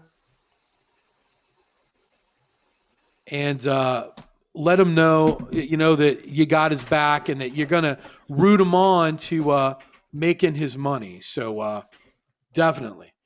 Very, very, very impressed. What do you think, Joe? Are you impressed with this guy or what? Oh yeah, man. He sounds like he's definitely determined and I could definitely see him doing some big numbers here in the next 90 days for sure. Great. Hey, Cotton. Yes. What's up, Gregory? Oh, yeah. Hey, yeah, I know. I just want to say, I know from working with him in Source University, I think he's going to be absolutely amazing here in OMG. Just like you said, within his first 24 hours, he's already looking to make 50K a month. I know he's not going to have any problems getting to that goal. You're not going to believe this, Ortiz, but you know what my goal was the first time I said that I joined OMG? I had one goal: to make more money than Alex Becker. That was it. I actually remember you and me having that conversation a while ago. Yep. That was my goal. So, you know, there's nothing wrong with having a big dream. So, guys, this is exactly how your mind frame should be. Is just how Tyler's is right now. He's dreaming big. And you know what? I don't even think it's a big dream. I think that it's right at his fingertips. He just has to make a few smarter turns and he's going to be right there. And that's how exciting that is. So I'm very, very, very, very excited to watch him and see what he does. So he's someone I'm going to be keeping my eye on, and you should too. And I think too, with that kind of stuff, sometimes people hit a level and they think that's where they deserve to be or that's where they should be, and they stop or they sabotage. But you know, it's if you can do 10,000 a month, you can do 30,000, you can do 40,000, you can do 50,000, and I think a lot of it has to do with mindset. And he definitely has the right mindset for sure. Yeah, we're not getting anybody on here, Joe, that really wants to do this hot seat. It's, you know what? This is why I know that Tyler's going to blow it up. I mean, he was just right there saying, "Let me like do this. Let me do this." You know what? I would do this, but I don't know who the Riz is. That's why it's if I don't have a name, I don't feel like, you know. It's Ryan Ryan who? Rodden. Roden, R-O-D-D-N. Oh, Ryan Roden. Ryan, do me a favor next time, just use your real name so we know who it is. But go ahead and bring him on, Joe. Let's see. Ryan Roden.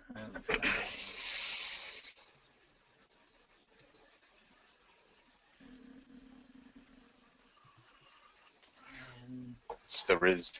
Oh, there is. Okay. I was looking for Ryan. All right. Well, we're going to find out why his name is the Riz here in a second. I got to hear this story. Hey, what's up, guys? What's up? So why do they call you the Riz?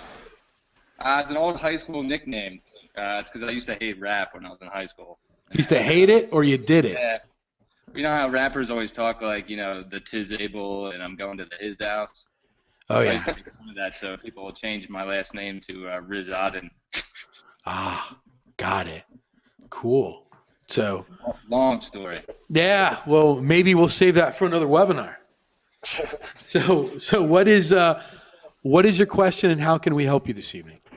So I'm actually, the thing I'm struggling with the most is, you know, like you, I have no problem getting clients. I'm a friendly guy. I go out there and go hard. But right now I'm having a lot of trouble just ranking a site. You know, like within 1 week of joining OMG, I managed to get a client for $9,000, you know, right off the bat. Came in through Becker's Source Phoenix and just basically felt like I had enough confidence to walk in there and just get a client, you know. So like right out of the gate, I was able to get somebody. But the only problem is I just haven't been able to really get anyone past page 2. And I think it's because my PBNs are too weak.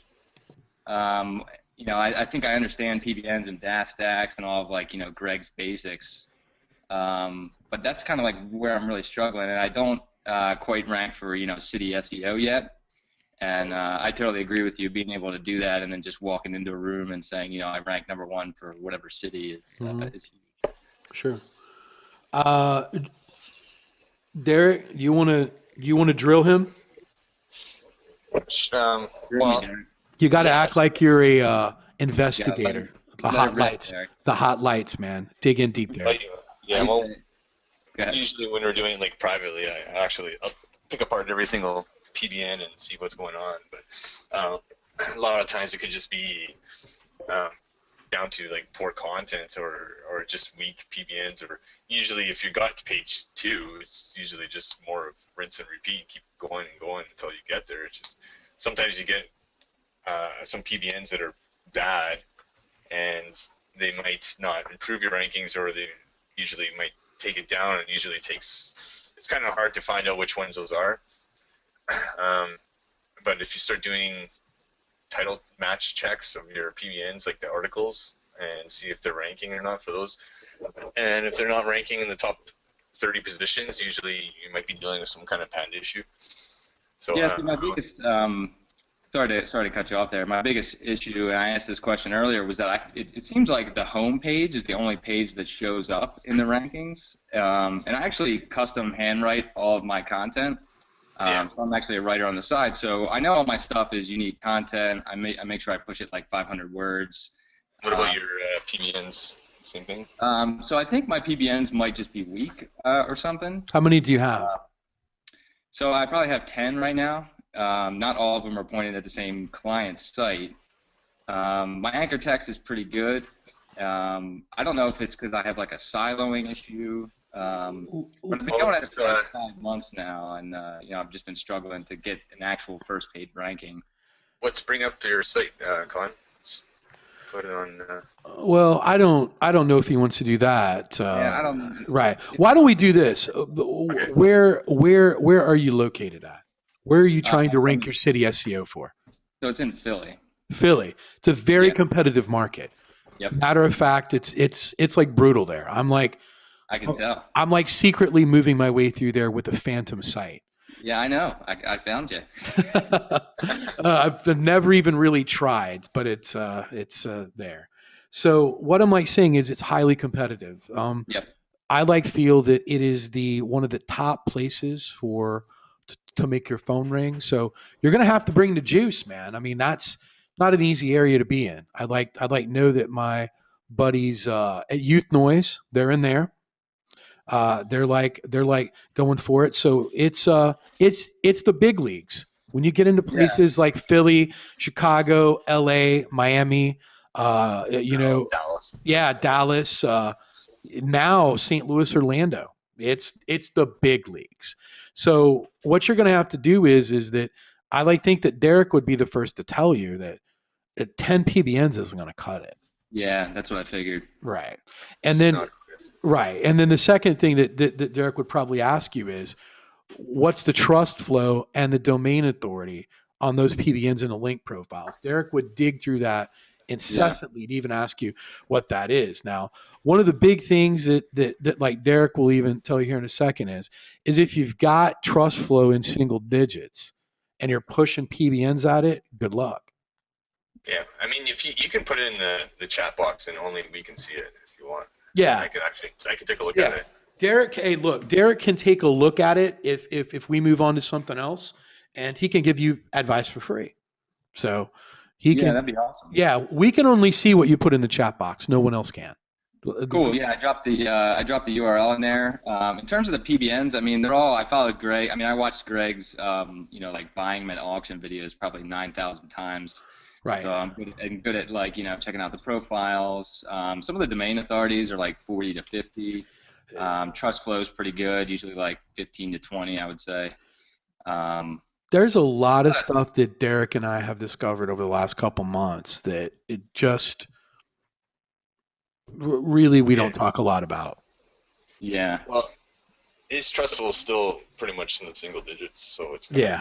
Yeah, if you do the www, it's like a 20.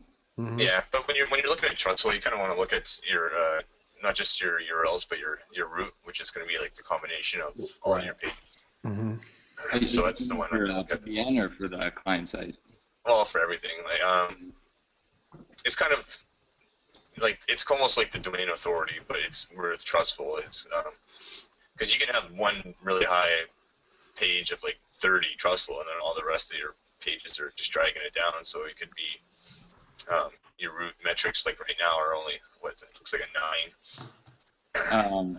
Well, instead of looking at the client side, if you want to have a little fun, there's a competitor that I can't figure out what the hell they're doing in the map pack, because they show up. There's only 3 spots that are taken in the map pack, but one person shows up twice, and I'm wondering if you guys know like what's going on. If you wanted to even look at that. Yeah, just throw it in there. I'll look. Hey, let me ask you.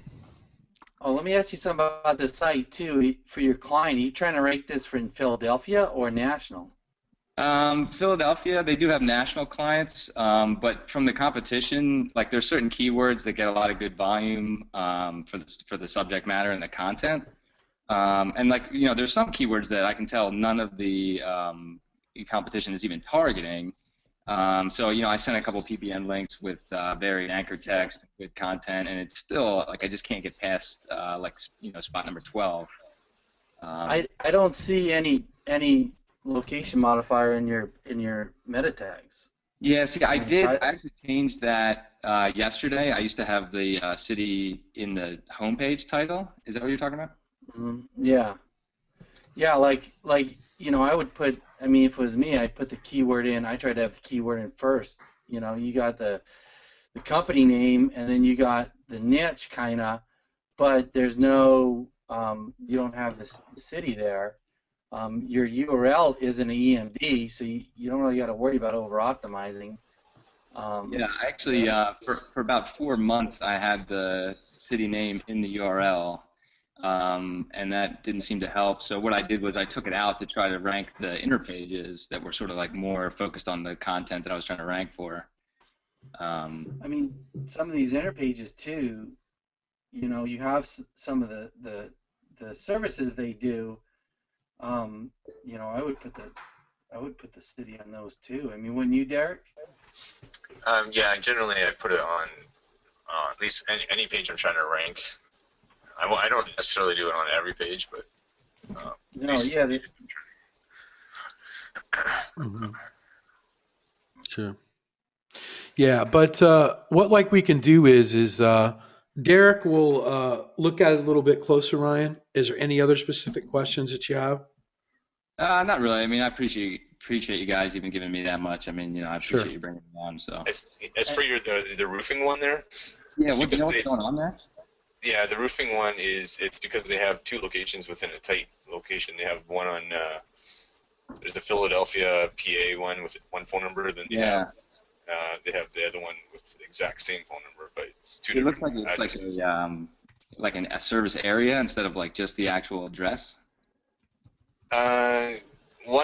One has a service area, and one has an address. Yeah. Okay. I don't want to take up too much time because people can't see what we're looking at. Yeah, it's just there's only 3 spots in there, so it's not that competitive for roofing. Yeah, that's what I figured. I mean, I did a yes and everything, and I still can't even get these guys in the map pack. It's One of the things that I can go over really quick, and hopefully this helps, is I not only teach what I do what I teach. So Orlando SEO, I have never tried to rank in the 7-pack. So what I did is I decided to do things opposite. I decided to, when I got to number 1, then I would do my citations. So I did. And then what I didn't end up in the 7-pack. So in 24 hours, I changed it to Cotton Grammar Orlando SEO and ended right there in the 7-pack. And I'll push this all the way up there very, very easily. So this isn't that hard. And even with SEO Orlando, with just by doing it, as we told you guys, wait until you get it on page 1 before you do it. You can see right there, I'm number 2. And this is you just should be ranking. Yeah. I mean, if as long as you're verified, you can usually rank without even citations in the map pack. So Exactly. So as soon as I added this Orlando SEO, in 24 hours, kaboom, it ended up in there. It didn't do it without it. So a lot of what Joe and them are seeing is spot on. So what I'm saying is, guys, is all these questions that you guys have about citations and stuff, and when you're working on them for clients, what I would do is seriously wait until you get on page 1. And when you get on page 1, and I also did that, I can't show this because I don't want anyone else to know where I'm ranking at, but it's in one of the largest cities in the world. I was able to just do a YEC suppression, clean up all of the citations, and ended up number 3 in the map packs, one of the largest cities in the world. So what I'm saying is, guys, get ranking on page 1 and then worry about your citations later. It's just the only way to do it. If you try to build citations and then go there and then keep waiting for them to show up, here's what I do know. You're going to make your client happy because you're already on page 1. And as a bonus, look what happens when you do the citations then, or try to do a suppression or all that, or clean them up. Now you've got something else you can tell them that they have to look forward to. So just my advice. But we'll go back to that. And one thing I want to just add too is sometimes with clients, like if you're trying to get them on page 1, what I'll do is I usually always create a video, even if it's a simple video. And the way my rankings usually seem to work, and for lead gen too, this more often than clients, is I'll rank a video first, then the Yelp, and then my website comes up. So you can always try to get a video on a lot faster sometimes than a new website. It's the same way the Iowa City SEO is built, right? Yeah, exactly. The way we did Iowa City SEO, we did another one for Prescott, and the video, the Yelp, and then the site. But if you have a client and you get some property on page 1, the video usually works. Yeah, you're bringing up your whole brand as a whole, like with all the different properties. So that's what I loved about the Iowa SEO case study is all of those, like the Yelp and YouTube and all those are all no follow properties, and they don't have any keyword values. But just because they're ranking, you get rankings on your site just by assimilating with them. You know what I mean? Sure. Guys, let's give Ryan a thank you. Thanks Ryan on there. Let's get a couple hundred thank yous. It's very brave coming on here, exposing your stuff. It just shows that Ryan wants to succeed, that he's really wanting to do anything it takes to get answers, and I greatly appreciate that. He's gained a lot of my respect for just coming on, so thank you, Ryan. Guys, what we'll do is I think what I'm going to do is I don't want to rush through. How many of you guys had a chance to watch my video about meetup.com last week? Give me an 8. I can either rush through that very, very, very quickly and go over that in some more depth, or I can wait and do it in greater depth and go into it much deeper next week. We're already 2 hours in right now, and we still want to go over this incredible thing that we want to give you. What we can do is tell you what, tell me what you want to do. You want one more hot seat, or you want to just go over the meetup stuff right now and I go into it, or wait till I go in greater depth next week? Put in the chat box what you want. Find out if they're excited to hear from Mike Long. No. Guys, the Chinese pirate is back. What am I gonna do? How do you get to be the pirate or you get to be the hammer, not the Chinese pirate? because Daniel Ramos said so. Daniel, He's on. Daniel, we got to talk about this, man. Daniel, post it in the thread. Keep on with the pirate stuff. You see where it's gonna get you, bud. I just posted in the NHP Facebook group. I guess I'll post in the new OMG Way group, which is, oh my gosh, 1,600 members. How's it possible? Right. I guess I could just post a picture and that could be enough. Sure. We've got a. Oh, look, we got some Chinese pirates on here. Look, I didn't even ask for it. See?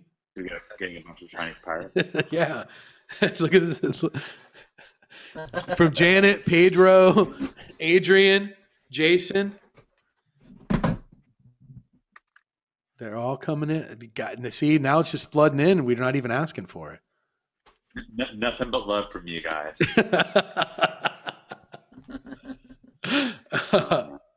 Mike, you excited about coming to Orlando tomorrow? Dude, I'm so freaking pumped. I almost started swearing because we were just on that webinar with Becker. Right. But yep. Questions on Amazon? Yeah, I'm gonna coming to Cotton.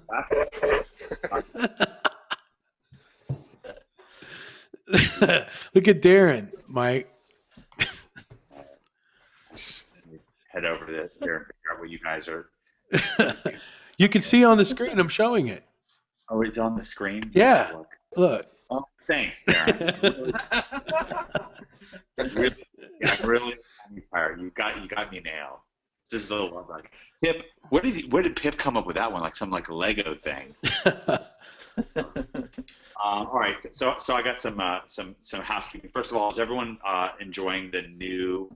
Oh, that's pretty good. I kind of like that one. Guy's got like a nice beard. Thanks for your teeth. I'll see you in a couple of days. See how you fare, buddy. I got love for rarities. Just some housekeeping. Sunday, because me and Liz are coming to, and we we're gonna blow ourselves out on Friday night. By the way, who's coming Friday night? Give me like a hashtag RSVP in the Facebook group if you're coming Friday night, just so I can do a little bit of a roll call here. But anyways, Liz is already out there, and I'm going to be out there. What we're going to do is we're going to do Amazon Q&A on Sunday. Cotton, would you open up the OMG Facebook group so people can see that? The free one or the real one? I just posted in the OMG. Oh, I posted in both of them actually. Okay. Whichever one you want. Looking. There's a sign up link, of course, the NHB one. There's not one in the there we go. The OMG Way group. Hold on. Yeah, so it's right there. I was pumping through the new poster as fast as I could to get it up and get it ready. Mm-hmm. So there's the new poster. Give me a hashtag balloons or hashtag bloom or whatever. Whatever you want. So that's the new poster, and this is what we got going on. It's going to be Sunday at 2 p.m. Eastern. I haven't decided whether I'm going to extend my trip and stay in Orlando and do it from there, or whether I'm going to do it from Chicago. We will see. No, you're one way or the other. You're actually extending. There is a chance. There is a chance. Yeah.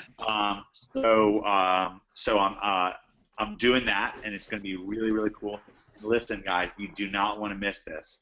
Regardless, trust me, regardless of whether you're doing Amazon or you're not doing Amazon, Liz has a huge surprise for you. And it is something you badly want to know about if you're in affiliate marketing. You badly want to know about it if you're in SEO client consulting. In fact, you should just thank Liz in advance right now. I'll just tell you that right now. Jump in that thread and thank Elizabeth Herrera in advance. You can bribe her. Type thank you, Elizabeth Herrera, in advance, or just give her a hashtag Bluto. She loves that shit. And that's going to be huge, and I want everybody to know about it. It's going to be very, very exciting. I posted in the free group and in the OMG Way group, and also you can thank her in the regular group. Massive. And God, dude, I'm so psyched about the assimilation tour. Mm-hmm. It's going to be crazy. Yep. Our first date is going to be the end of June, which is going to be Becker's Mastermind. So everyone that's going to come out to Dallas, we'll have the dates for you. I know Mike and I is going to sit down over the next few days, and we're going to kind of come up with a tentative schedule. This isn't going to be something that we're going to do day after day, but I like to know that we've got a few dates worked out with Phoenix and, with Los Angeles. Didn't you just have some great news today about Los Angeles? Should we spill the beans? I think you should. How many people here like Bob Proctor? Give us a hashtag Bob Proctor if you like Bob Proctor. From The Secret. So let's see what we got here. So how many Bob Proctor fans we have. I jump into the there we go. I love the assimilation webinars because you can't ever get to any of the controls because there's so many people posting. There's no possible way to get no navigation goes on. I can't post in the threads. Nothing happens because it's just like a zillion people posting. Sure. All right, let's see what people have to say about Bob Proctor. If there's any excitement for Bob Proctor. Yeah, Mike, they're like flowing in. I think we've got almost 100 so far.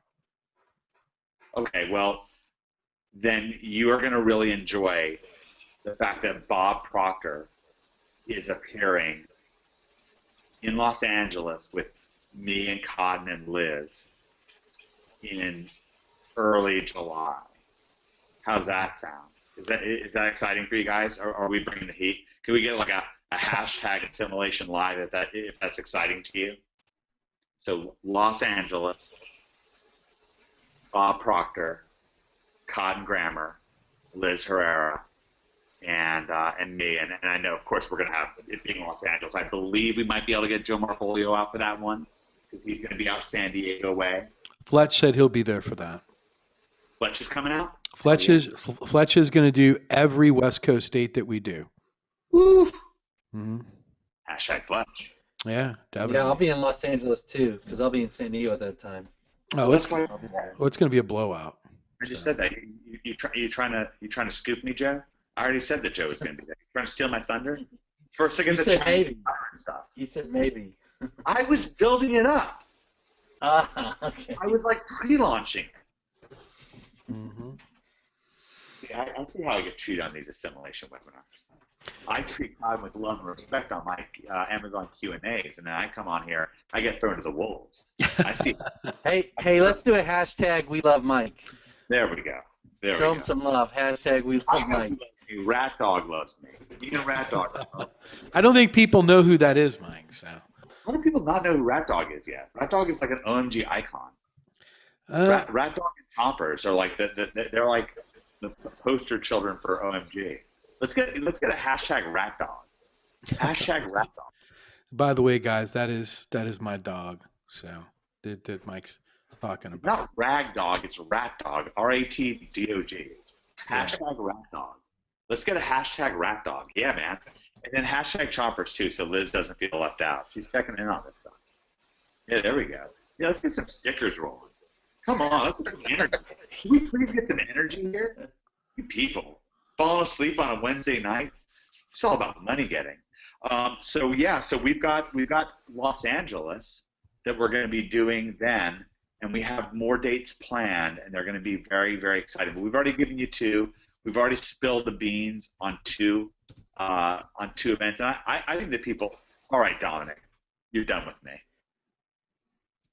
Dominic's done with me. All right, I just posted a picture of Rat Dog. For the first time ever, he's making his online debut. Rat Dog is finally. Where did you post the picture? Thought I posted it in, or is that? Yeah, it's in there. I just need to refresh it. Hold on. I'm telling you, it's impossible to post in these. There he is. There he is. Hashtag Rat Dog. He's really cute. Yeah. He's like 97 in dog years, guys. He is the only person that is on my staff. he's the consigliere of the grammar crime family. He's kind of a big deal. Yeah, and by the way, Cedric, it's Chompers, not Chopper. Chompers. That's Liz's Rat Dog is Chompers, and Cotton's Rat Dog is just Rat Dog. So now that we've got that straight. So yeah, no, guys, it's going to be huge. I'm telling you this, Assimilation Live, and this, I'll tell you who you guys have to thank or blame, depending on how you feel about it, for the Assimilation Tour and for the obviously wildly popular OMG Way Facebook group. That would be Mr. Cotton Grammar and Mr. Cotton Grammar, both of his ideas back to back. And they're awesome, and they're just really pumping a ton of energy into things. Really exciting. Joe, what do you think about all this stuff? I think it's awesome. I mean, I love it, being able to meet everybody face to face, in person. I think it's going to be great. I think this Facebook group, the OMG Way, I mean, this is killer. I mean, OMG is really evolving in ways I could never imagine. One of the Mike, not to interrupt you, but one of the things I want to do to get people, if OMG's touched you or helped you in any way at all, I'm asking you as a favor from myself to you. Can you post what it's done for you in the OMG way? And what I'm going to do is I'm going to select 4 or 5 people that have posted on there, and I'm just going to give 3 hours of my time on a private webinar, and I'm going to show stuff that I generally don't show anybody. That's how badly if OMG has done anything for you, I want you to post in that Facebook group and just let them. I'm not telling you to do it now. Just take some time, do it over the next few days. Post in there what it's meant to you, what Mike's meant to you, leading this place. If Joe's meant anything to you, Derek, Fletch, Greg, Jimmy, just anybody. Just do that for us, and I'll greatly appreciate it. Go ahead. But by the way, Derek, happy birthday, man! Happy birthday! Oh, thanks, Mike. You are finally drinking age. That's awesome. Yeah. Great news. Great. Guys, I think we need to do a hashtag happy birthday for Derek. Yeah. Let's sing him. This guy comes on, donates his time week after week, throws down inside of OMG. Let's give him some love. I mean, you guys are gonna give Rat Dog love, and you're not gonna give a happy birthday to Derek? I mean, Oh, there was a pretty big thread there already. Yeah. I just want to make sure. That you get the love you deserve. Yeah. So no, I mean, guys, this is going to be really exciting. I sat down with Bob Proctor today for over an hour. We recorded a 40-minute interview for OMGers.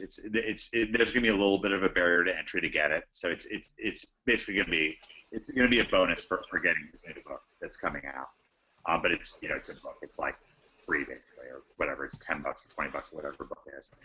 And Bob and I worked on it really hard in the background. We've actually been working on it for about 2 weeks to distill this all down to this 40-minute interview. And I spent some time with him today, and Bob was so freaking cool. And he had such good things to say about you. He had such good things to say about OMG. He was certainly kind to me, but really to all of us, and the whole City on a Hill movement. He really believes in OMG. He's come out and said that OMG is his #1 all-time recommendation. He's putting his money where his mouth is, and he is coming all the way. He's coming out. We're going to be meeting up with him. He's coming out to Los Angeles. He lives in Toronto, but he's got some business in Los Angeles on those dates, and so he's going to come out and visit us for Assimilation Live. I think that's going to be awesome. That's a way that OMG is changing. If it wouldn't have been for Cotton coming up with the whole concept of Assimilation Live, it would not be happening. And so this is going to be your chance to meet Proctor. Of course, you're all out there. You're going to get to meet with Cotton. You're going to get to meet with Liz. Of course, it's going to be an event with a ton of excitement and electricity. We're going to be announcing the dates. We're going to be telling you what hotel we're going to be holding it at. That's going to be literally incredible. We've got Becker coming out for our Dallas situation, so that's going to be exciting. And man, it's almost like it's all happening or something. I mean, I just feel like this whole thing is meant to be. It's like it's coming together. Give me a hashtag meant to be if you feel like it's just meant to be. Definitely. Also, we might even get Derek to twist his arm to fly out to LA. Derek, are you coming out to LA? I was thinking about the Dallas one. Oh yeah, why not? That'd be fun. Yeah, Jimmy and I are both going to go. Oh man, yeah. I actually just got the reason I was so late to the webinar, by the way, is I was on the phone with Jimmy, and Jimmy actually is planning on coming out to Dallas. So I mean, it's just basically going to be insanity. It's just going to be madness. Oh, Ortiz is coming now. All right. Like earlier today, when I could have made a big deal out of it, Ortiz is like, yeah, whatever. But now there's like safe and sound and assimilation webinar. All right, Ortiz, you and I are going to have words, my friend. You and I are going to have words. Ortiz, you owe me an angry. I had to figure a few things out, Mike. It's all figured out now. Is that what's going on? Yep. This is your way of telling me that you owe me an angry orchard. That's all I'm saying. Hashtag it here. All right, guys. Well, anyways, listen, there's much more to come today on the assimilation webinar. I really enjoyed poking my head in. I have had a crazy day. I woke up at the crack of dawn to get with Bob Proctor. Are you? By the way, how many people are stoked? Give me a hashtag ABC, because Bob's book is called The ABCs of Success. It's coming out at the first week in June. If you can kind of commit to me in advance that you're going to get Bob's book to and enjoy the bonus that me and Bob put together, I think it's like 10 or 20 bucks. It's not going to be too bad. If you can commit to me, give me a hashtag ABCs, and I'll screen capture it. I'm going to send it to Bob so he knows. I would love to see 100, at least 100. Well, we got 380 people on right now. I would really, guys, I would really literally appreciate it. I've actually put a lot of work behind it. But if you guys knew how hard Bob is working in the background to help build OMG the right way and how much he believes in it, he's literally rolling out the red carpet for OMGers. He's going to be appearing at an OMG event, at Cotton Grammar's event, at our Assimilation Live event. He's just throwing down for us. And guys, he's such a cool guy. Like, I know everyone's thinking it, so I'm going to say it. Who wouldn't want to have his energy and vitality and just wickedness at the age of 80? Like, how sick is that? I'm sorry. Like, hopefully I didn't offend anybody, but I think that guy is such an American badass. Pardon my French. I mean, give me a break. Even though he's Canadian, but still, I mean, just yeah, he is. He's a really cool guy. Yeah, he's so much energy. I don't know how he does it. Yeah. So I'd love to see. I think I've seen 3 hashtag ABCs. I would love to see like at least 10. Just like that's great. Hashtag Canadian badass. I'm gonna send that to Bob, and Bob's gonna laugh. I guarantee. No, I mean I just really there's certain very special people that are out there from the outside in building helping build OMG from the outside in. They're also inside OMG, but they're helping build OMG from the outside in. Bob Proctor's one of them. So is Becker. So is Ortiz. Obviously, Gregory Ortiz is clearly like an insider, so it's kind of weird calling him outside. But anyways, there's certain people. Jason Fladley is this way. Wyatt is this way. Onik. There's some people that are out there really, really just tracking people down, shouting from the rooftops, putting their reputation on the line. Bob Proctor is one of them. He's meant a lot to us, and just helping. One of the things that OMG is about, it's really about talent, and it's about attracting talent. You're talented. The fact that you're on this event, feeling the energy, a part of this right now, it marks you as talented. OMG, we're a small to medium-sized group, and believe it or not, one of the measures of a company's success and worth is the talent of its membership. A lot of people don't realize that. But the more talented your membership base is, the more valuable your company is. If you got a bunch of knuckleheads in your membership base, think about the difference between a dive bar and literally like a posh, high-end restaurant. What's the difference? Cotton, what's the difference? It's the clientele. Exactly. So the people that are helping track down, if Becker hadn't tracked down Cotton and horse-collared him and been like, man, you belong in OMG, I mean, how much worse would this? I don't even want to say. And it has a ripple effect, because then that influences me and Ortiz, and it influenced, Fletch, and it's influenced, Joe Marfolio, and I mean, just everything. It just has it. And by the way, who was it that horse-collared Liz and was like, Liz, you need to be? Does anybody know who it was that basically insisted that Liz jump in and join our OMG Dynasty family situation? Does anybody know? Let's see in the Facebook group if anybody knows. I told the story recently, so people should know. Who said it? Who was the one? I haven't seen it yet. Of course, that's because I'm watching Cotton Screen and it's not refreshing. So I'll see. Probably somebody's already said it. No, I'm like, we're like getting some people do it. Has somebody said it? Yeah.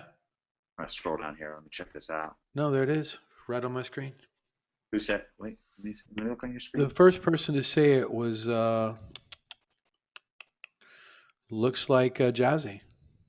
Jazzy got it. It was Cotton. It was Cotton, the hammer grammar.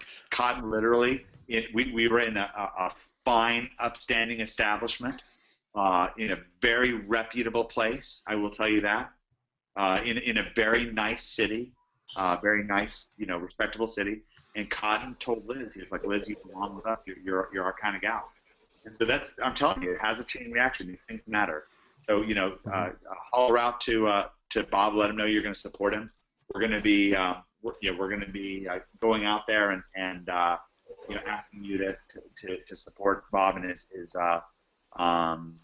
book that's coming out, and I've got a great bonus for you. So anyways, look, guys, lots of stuff going on. One week to the next week, you can't even recognize OMG. It's just the coolest thing, and this event is obviously amazing. Cotton, I really appreciate you Sure.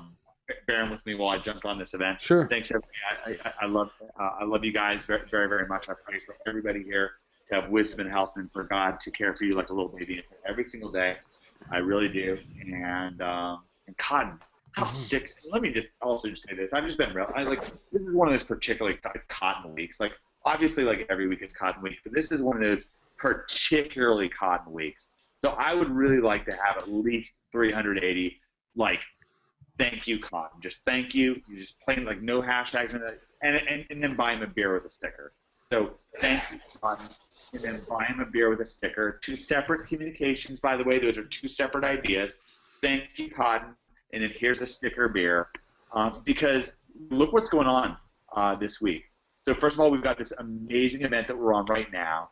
And then second of all, we've got our pre-kickoff event for Assimilation Live. That's number 2. And number 3, on top of that, as if that was not mind-breaking enough, and it is mind-breaking, but as if that was not mind-breaking enough, we have the all-new OMG Way Facebook group. Who is it? Boom, I blame Cotton. That's the bottom line. That's the situation. OMG is a city on a hill, and Cotton grammar is the shit. Wow. I hope that's a lot of stuff to say there. Thank you, Mike. Well, the problem is also Becker. He definitely, he gets on the webinar, he drops the F-bomb right and left. Mm-hmm. It definitely, Right. So maybe that was a little profane, guys. I apologize. But he is. Cotton's so awesome. Mike, if you'll look on the assimilation poster, it is PG-13. I mean, I didn't use. Yeah, it does. I didn't put the R-rated on there. I'm just kidding with you. Oh, good. I don't know if I can. Yeah, all right. Well, anyways, guys, I literally don't want to offend anybody. I really don't. No, you're not. You're not. But the good news is, Mike, guess what I'm going to be doing after the webinar? What's that? Well, I'm going to be meeting someone. You meet up with Liz? Yeah. Oh, man. I'm so jealous. All right, well, I will be there tomorrow. Yeah. I'll be there tomorrow. And I just think you guys are so awesome. Cotton's awesome. Everyone here is awesome. It's a wonderful group. OMG's a city on a hill. OMG's a party on a hill, too.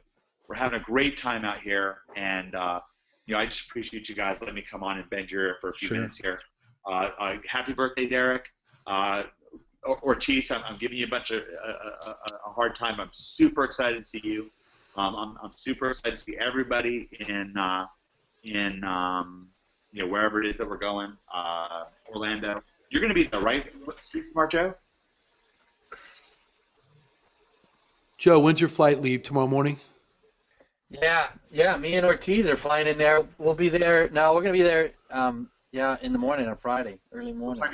Friday morning. Yeah, Friday morning. Yeah. Well, anyways, I'm looking forward to seeing you guys. I'm gonna give you a big hug. OMG, City on a Hill. Let's make this happen. Cool. 2015 is your year. It's time to break through. All right, I'm gonna sign off. So I'm not. I got some other stuff to take care of. Great. But this is just amazing. And again, thank you, Cotton, for all that you do. It's incredible. Sure. You're welcome, Mike. We'll see if we can't get more done. Guys, here's where we're at the moment. We are 2 hours and 20 minutes in. I'm not going to make this a late one. So we're probably not going to do another hot seat. But what we're going to do is I'm just anxious to see what Derek, you've had an opportunity to test this plugin out. What do you think? It's a super big time saver now. It's just setting up TDNs has been one of the biggest pain in the butts ever. And You're right. and yeah, even when I lost this plugin, I was like, oh no, I had to find you and get it again. And Sure, sure. it's just a super big time saver. And I mean, anything I hate doing, I end up not doing it. So Right. so this brings it back into my daily tasks and stuff. Absolutely. I think that Gregory Ortiz, I'm like interested to see what him and Joe think about this. This is going to be the first time that they're seeing it. Literally, Derek, you, myself, and Mark are literally the only people I know doing it. Mark, is there anyone else using it? No, just a couple people on my team who've used it. But Yeah. So this has been pretty underground, and it's like absolutely amazing. So, how many of you guys would love to have a plugin that is going to revolutionize how you set up your PBNs? Give me a one in the chat box. Great. Now, what we're going to do is, Mark, you can see all those ones right there because you're an organizer. Everyone seems pretty excited about it. So let me ask you this, Mark. What like made you, without giving away anything yet, what made you come up with this idea? Sure. When I was originally getting online and trying to make money online, I was into Becker's stuff, and he showed the PBN model, and I wanted to save some time, and actually started using it as a service to build out PBNs for people, because it makes it, you can set up a PBN in 10 minutes. Right. You know what? I just remembered that. I forgot all about how we met. Yeah, that's right. That just blows it. This is a great story, guys. I want you to know a little bit about Mark. So I was in Becker's group, Source Infinitum, and I don't think, maybe I was in OMG. I don't even remember, but I posted that I was looking, I sent him a message. He had that he was setting up PBNs. And at the point I was trying to see if I wanted to do VAs or do other stuff. So I reached out to him, not knowing who he was. I thought he was going to be out of the country. And I'm living in St. Louis. So he goes, yeah, I'm like doing the service. And I said, all right, I've like got about 5 PBNs I want you to set up, how much you charge. And he told me. And he said, hey, by the way, where are you located at? I said, St. Louis. It just so happens that he was in St. Louis as well. Just fate happened. We ended up meeting, having lunch about a couple weeks later. And Mark has literally been a very vital part of everything that I've done. As you guys know, I mean, I make no secrets about it. I hate web design. Mark has been responsible for helping build cottongrammar.com. I've helped Mark in getting this software kind of specialized, and you're going to see exactly what it is. But by no means that I created it. This is all the brain of Mark. But one of the great things is Mark, we've actually worked together on a page that we've kind of held back for months that I wanted to unveil tonight also in conjunction with getting people to know you or not, that literally I believe is going to change a certain niche just like my website did for client SEO. Why don't you want to show that, Mark? You think we should? Cool. Yeah. Cool. Guys, if you want to see what Mark and I have been working on and how it's something that you're probably going to want to model after, and I just had him put this up right before the webinar. Give me a hashtag show me. Show me. Want to see at least 300 of these show me's right here because I am so freaking psyched about this page that we're going to show you. And Mark, how many hours did you put into actually putting this together? The original development. Right. It took a long weekend, honestly. Yeah. So you probably spent about 13 hours just on this page alone, didn't you? Yeah, for sure. Yeah, and I know that I can be pretty demanding about what I want, and one of the greatest things about Mark is he literally, whatever vision that I've got, he takes that vision and makes it even better than like what it was. So what we're going to do is we're going to wait till we get about 50 more show me's. We literally are got people that are holding back, but because I want people, guys, the main reason we're doing so many hashtags tonight, I want the people from the free group to actually see what an OMG webinar is all about. They're going to, I mean, no one's ever seen, 1,500 posts on a webinar before. It's just unusual. And we have a lot of people that we want to show that OMG is lively, what we're trying to do. That's why we're asking you to participate. So with that, Mark, what made you come up with this idea? I know that we wanted to go after a particular niche as early as last year, but I just added something to my site. It's never been there before. Have you guys ever seen on my site, if you've ever been to it, a menu bar that says online reputation management? You never have, because we just added it literally, like an hour ago, Mark? Yeah, I was working on it during questions. Yeah, so Mark was working on this. I said, hey, wouldn't it be cool if we did this? So this is online reputation management. It's going to be something we're going to be talking about a lot. And wouldn't you know that mine's not going to load up right? Hold on. There we go. Guys, this right here is what I feel is an amazing page for online reputation management. If you got a chance right here, let me go ahead and post that in the chat box for you, so you can go ahead and you can look that up. But this is what Mark's work is, and it's amazing. And we like sat down for and talked about what we wanted, how we wanted it to look, what we wanted it to do. But this, in my opinion, is one of the best online reputation management pages I have ever seen. And Mark's going to clean this up a little bit. I told him to get it up literally when we started on this webinar. So I just wanted you guys to see the work he's done. It's actually on another page that I'm ranking with, but I just wanted to put it on cottongrammar.com. Guys, if you're not blown away by his work, give me a hashtag mind blown. I mean, if you're impressed with Mark's work, because I think this is one of the slickest online reputation management pages I have ever seen. And they're coming in there like crazy. The words, just how it's set up, how it explains it, everything. And this is something that we're going to be diving into a lot over the summer, and why I wanted to unveil this for you. And it's just a cool looking page. Have I ever showed this to you before, Derek? No, it's just, I guess, yeah, just put it up. No. It's on another site. No, it's on another site. Yeah. And I've showed this to Joe before, I believe. Haven't I, Joe? Yeah, no, you showed it. Yeah, no, you showed it to me yesterday. Yeah. Yeah, I think it's a really nice page. Yeah. So Mark is one of these guys that I'm telling you guys, if you got a vision, a big vision, Mark is an amazing person to get this vision out. And I'm pretty psyched about that page and just the content on it, how it explains everything and everything. So that was just up there. So what we're going to do is we're going to talk about the software and the name of it.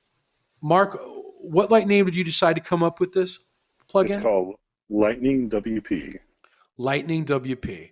And what I will do is, let me go ahead and bring this back up. What this is, guys, is this is a blank WordPress page. It's a blank WordPress. It's normally what you would see when you set it up. This is a URL that I've had sitting around a while. Give me a number 1 if you can see my page for linkpush.net. Great. Blank page. There's nothing on it, nothing anywhere. So what we're going to do is I'm going to show you. We're going to bring it in here. We're going to go into the dashboard. And there's nothing, I haven't done anything to this. I just put this up right before the webinar. So I'm going to go to plugins. I'm going to hit add new. And what I'm going to do is I'm going to upload a plugin. So I'm going to go ahead and bring this one in here and upload it up. And then just hit install. So we're going to have to wait for a little bit for it to install. It's a rather large plugin, but I got a pretty fast internet connection, so it's done. So let me go ahead and copy the passcode for it. And it's waiting for it to install still, so you're going to have to bear with us. This is all live because I want you to see this. Gregory, I want you to unmic yourself because I want to get you live on this as well when you like see what this is going to do. Okay. So while we're doing that, Mark, once we get and show people exactly what this is going to do, we are basically, you can customize these specially for people, correct? Yeah, I have a custom one where I have some kind of social plugins, some of the network empire stuff that I load from IPBNs of. Great. And I'm trying to figure out where it is. It's under settings. What is? You need to activate it. Yeah, but where? Activate the plugin. As I said, this is live. So we're going to go here and Lightning WP right here. So this is what it's going to do, and we're going to give this to you guys tonight for free. So what this does is, guys, is I want you to look at this. Mark, I want you to go ahead and walk me through this, and I'm just going to be your hands on this.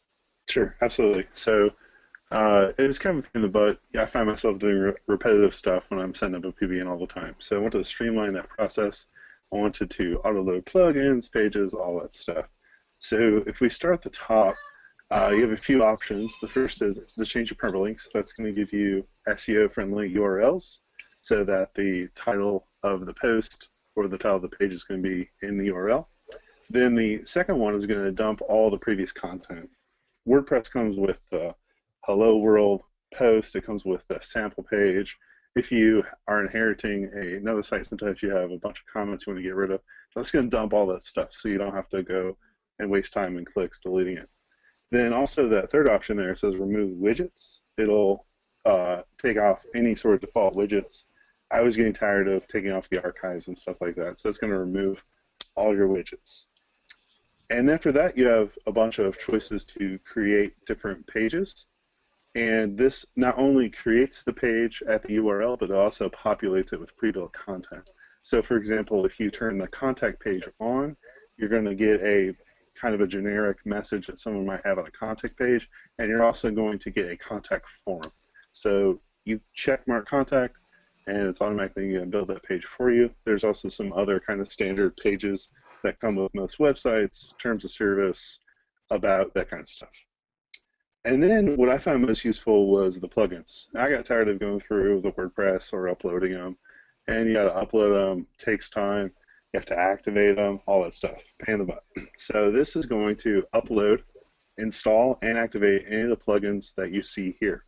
So, you know, if you want to do WordPress SEO by Yoast, or if you want to do Contact Form 7, even Spider Spanker, it automatically installs those and activates those for you.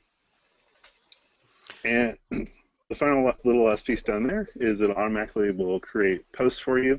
You can put in a topic, for example, SEO, and if you type that in, it's going to look, and then the third option down says find a YouTube video, set that to yes. It'll automatically pull a YouTube video off of YouTube and insert it for the post for you. So you can begin to put some thematically relevant videos right from the top. Great. So let me just go through this again, guys. All we basically did is install this plugin. This is what shows up. So I'm going to click on these. I want an about section. I want privacy policy, contact, terms of use. I'm just going to create all these pages just because. I just want to show you. I want to use WordPress SEO, Google Sitemap, Contact Form, Spider Spanker, XML video sitemap. Want to disable content, put social likes on the page, date remover, 401 to head start, and I'm going to hit process. And I want you to watch what happens. Boom. Now look at this. Hold on. Maybe I didn't give it enough time. Let's go back here. You didn't select create a post, so there's no posts on your site anymore. There you go. Hold on. I gotta find where we're at. Right, here we go. So I need to do what again? I just hit process, don't I? Yeah, you can. And that'll install the plugins and create the pages. Oh, that's like right. I have to wait for it to do all of this, don't I? No, it's already done. So it created a bunch of pages, but because you don't have your Oh, that's WordPress right. set, Let me just go into the menus over here again. Forgot name menu, menu one. Let me just click. Hold on. Don't allow tracking. And we're gonna hold on. This is over here. Create menu. Great. 1, 2, 3, 2, 2.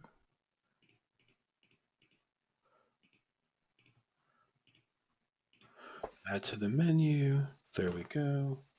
Save menu. And they should all be there. Wait a minute. I had to go back and create the menu. This is what happens when you do stuff live. Oh, da, da, da, da. it's on the bottom under menu settings. Set that as the primary menu in the checkbox. Hold on. Primary menu, right there. Yeah. Got it. Save menu. And as we can go and check all the plugins are already installed, as you can see. So I would say one thing about if you install SpiderSpanker, depending on your web host, SpiderSpanker can actually kill your WordPress. Like it'll totally blow it up if you don't have the Ion cube. So SpiderSpanker just installs. You'll have to try to activate that later on your own. But as you can see, guys, this is how fast this worked right here. It created all these pages for you. There's a copyright notice. There's an earnings disclaimer. There's a medical disclaimer if you wanted that. There's an about section that's already built for you. There's a contact section. There's all of these things already built for your website. So guys, give me a number 4 if like this plugin doesn't blow you away about how easy this is to set everything. That's already set everything up for you that quickly, and all you got to do is drop a post in. So guys, what I want you to do is I want you to give me a hashtag mind blown for what Mark's built. Now's the time where we do hashtag mind blown. Gregory, what do you think about this? This is absolutely incredible. It's going to take setting up PVMs to like a brand new level, where usually it would take like anywhere from 5 to 10 minutes. It's more like 5 to 10 seconds. This is just crazy. Yeah. Derek, you've been using this for a while, and it just saves you a ton of time, doesn't it? Oh yeah, this is saving a lot of money too, because in my VA, when he sets it up, he can set up 5 PBNs instead of just one. So I want you to think about this. Mark, you're like able to build these custom for people with the exact plugins that they want on them, correct? Yep, for sure. So generally you're doing that for what? For anywhere from $200 to $500 per like plugin? Yep. Great. Yeah. So guys, if you want a customized plugin just for you and what you want, this can do it.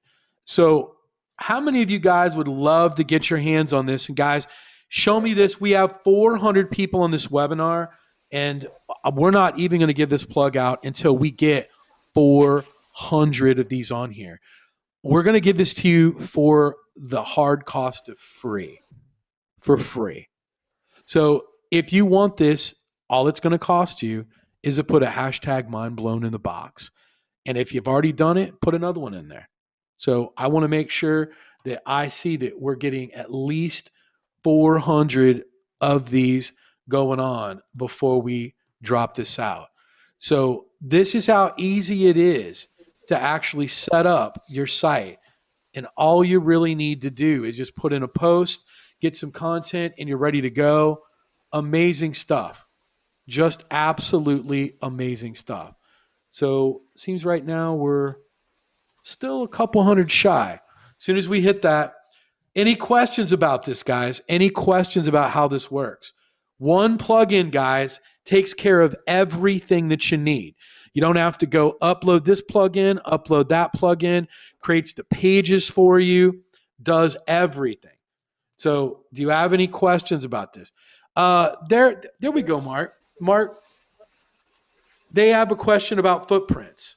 Aren't we able to delete the plugin after we do everything? Yep. Yeah. After it's installed, I just delete it, so it doesn't exist anymore. Exactly. So how does that take care of your footprint issue? You just delete the plugin. What about themes? Well, Don, you're going to have to pick your own. It says, tell us about what about duplicate content? What do you mean about duplicate content? First of all, what you can do is you can set that. Derek, tell them what you normally do with those pages when you create them. I set those all to no index. So because I mean that privacy policy and all those they're on thousands and thousands of sites. So Right. it's not going to cause a massive footprint, but it can cause a penalty if that's the only content on your site, really. So. Right. But Derek, let me ask you this, and I'm like asking you already know the answer to it. Doesn't it look more legitimate when you set those to no index, no follow?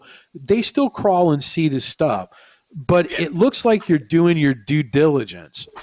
That you've went out of your way to put up a couple pages, and you don't have to put up all these pages, by the way. You can just put up random different ones, especially when you're setting up your PBN. Doesn't it look more normal that like you put some time into your site? Yeah, it's going to fit in a lot more with natural sites because you're supposed to have privacy policy. You're supposed to have a contact us page. You're supposed to have a spam policy and all those any of those types of pages, especially affiliate sites. You're going to want affiliate disclaimers. And I mean, most people on PBNs are just kind of rushing through and just throwing on a single post, and they just forget about the rest, right? So. Sure. So guys, what this is also helping you do is it's helping your site look a whole lot more natural. Joe, what do you think about this, buddy? Oh yeah, I love it. I mean, right now, I have plugins and folders that my outsourcers have to upload, and they have to. So this just would save tons of time, and those legal documents are fantastic Sure. because it makes the site look legit. So no, I think this plugin, I'm excited to get it myself. Great. I'm using this right away. Absolutely. Guys, what I want you to do right now is that Mark, how many hours have you put into developing this? I'd like to know that we've basically went through how many different versions of this over the last Oh my goodness. 8 or 9 months. I mean, Yeah, no, we went full bore. We overdeveloped, underdeveloped. It's been at least Right. probably 8 different versions. right. So, guys, what I want you to do, and then I'm going to release the link to you of how you're going to be able to get it and download it, and we're going to take you right there. I want you to think, Mark. He's going to give this to you for free. So, guys, if that's not worth you giving a thank you, and guys, please don't message Mark asking for this after this webinar because it's just for those of you that are on here live.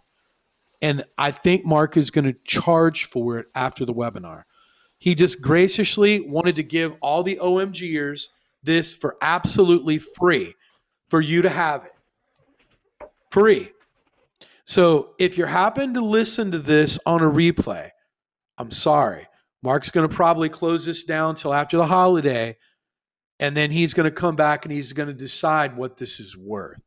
But this is something that could work great with web design agencies or anything else. There's a tremendous amount for this, but also the only way that Mark really probably wants to be contacted is if you want to purchase a customized plugin from him. And he can absolutely do that for you.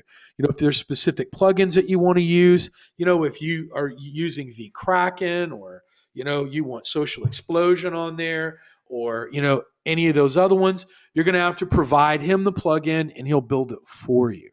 But guys, we've like only had 100 people thank Mark.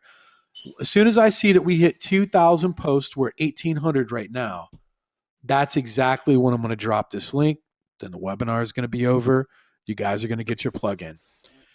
While I'm like waiting on us to cross the 2,000 post mark, guys, next week we're going to have another incredible webinar lined up for you. More crazy stuff. At some point, maybe I'll do a ghost webinar. We'll like go over the meetup videos and other stuff. But Joshua Earp has been trying to get back on. He's got some crazy stuff to like talk about. I know that we're going to be starting online reputation management.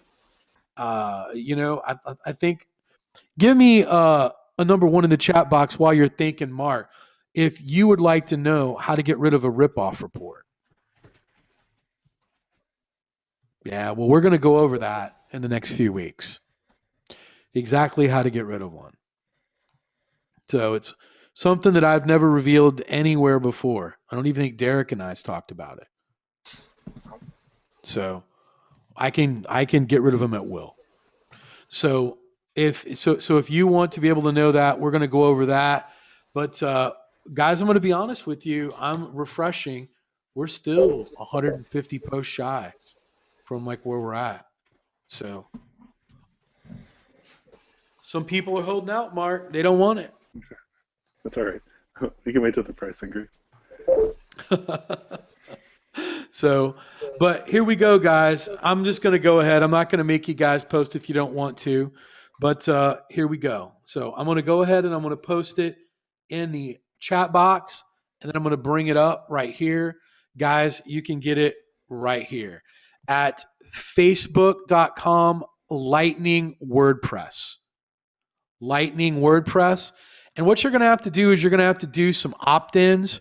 You're going to have to go to Get Lightning WordPress and enter in your email address, your first name, and your last name. Then you're going to get an email confirming that you want to be on Mark's list.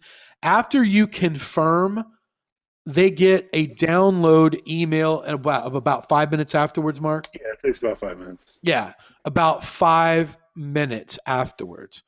So, guys, this is what you'll do. You'll go to facebook.com Lightning WordPress. I've put it in there. Give me a 1 if you've got that, if you can see it in the chat box. Fill it out. Guys, Mark is going to leave this up until tomorrow morning, and then he is going to remove this sign-up box, and then it is going to be a cost on it after that. We just wanted you to get this for free, enjoy it, and use it. And guys, this is password sensitive. So don't give this out. If you have too many licenses out there, Mark will know. So just keep it for yourself.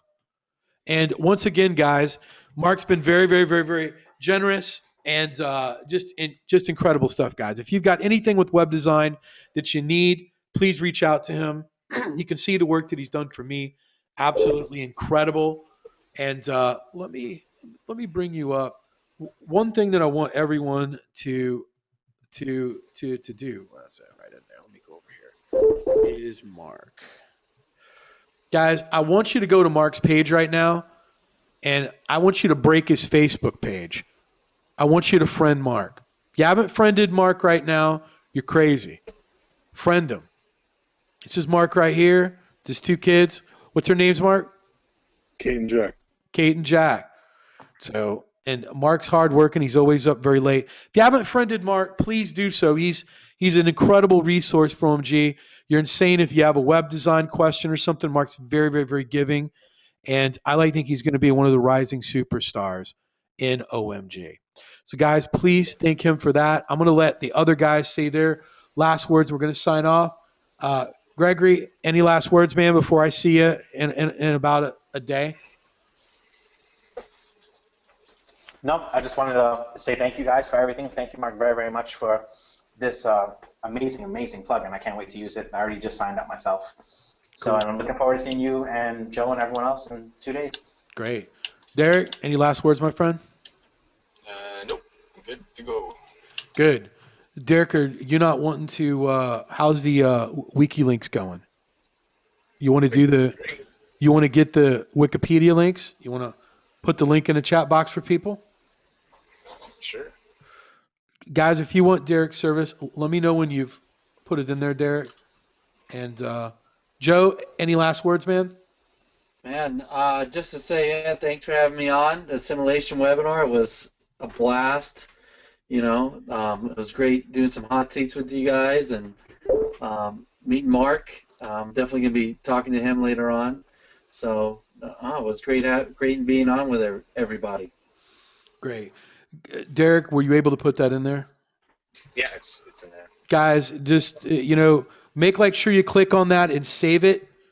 the Got Wikipedia, and I'll go ahead and bring it up while we're here so you guys can see it. Give a little bit of time here. Open URL. So this is Derek's service right here. I highly recommend it. And you can see that it's got some pretty good testimonials from some people that might know a little bit about SEO. I don't know. You just seen Greg Morrison, Jimmy Kelly, myself, so it's some pretty good endorsements for some people that might know a little bit. So it's a great service. Guys, if you haven't did it, check it out. And there's nothing like getting some Wikipedia links back to your site. A lot of you guys that are having some problems and are in some sticking points, this might be just what you need to get over that little bitty hump. Wouldn't you think so, Derek? Oh yeah, it's just the trust between you and Google is just gonna go through the roof. So. Right. What do you think, Joe? Would you like some Wikipedia links? Yeah, as we're talking, I was typing in this website, his website. So, for sure, man. What about Definitely. you, Ortiz? Can you use some Wikipedia juice? I think Ortiz might have already left and started packing his clothes for Orlando. That's what he's doing. But Mark, what about you, man? Could you use Hello, some? Kyle? Yeah. Hey, so sorry about that. I had it muted and I was talking. I didn't realize I was still muted. Yeah. Oh yeah, I can definitely use some Wikipedia backlinks. I've actually already spoken to Derek about them before, and yeah, it's absolutely amazing. Great. Mark, what about you? Could you use some? Oh yeah, man. Bring it on for sure. Need it. Great. So guys, check it out. Help out Derek if you want to pay him back for all the service that he's given. We don't pay Derek for anything. This is one way that you could pay Derek back and show him the appreciation for all that he's done for us on this webinar. From the very beginning of the year is just by ordering one order from him. I mean, that's a great way, but not only that, it's going to help you too. If you had a website that's sticking, nothing better than get a Wikipedia link coming back to your site to get it boosted up. So guys, with that, before we go, I want everyone to thank Derek because Derek has been on literally almost every webinar except for one or two. Just thank him. Just say, man, I'd appreciate you taking the time out for doing everything that you do for us. Give him a thank you. It was his birthday this week also, and just let him know. And guys, there is no other service like this on the internet also. You just can't go get Wikipedia links anywhere. So thank Derek for all of his hard work that he's put in. It's been 5 months now, Derek, that we've been doing webinars together. Can you believe that? 5 months, 5 times 4 at least. Yeah. No, we started in January. It's been 5 months. 5 months. Assimilation webinars have been 5 months. And over 20 of them. Yeah. We keep, I'm wondering, are we ever going to run out of content? It's how can we keep this pace up on all these webinars? It's just crazy.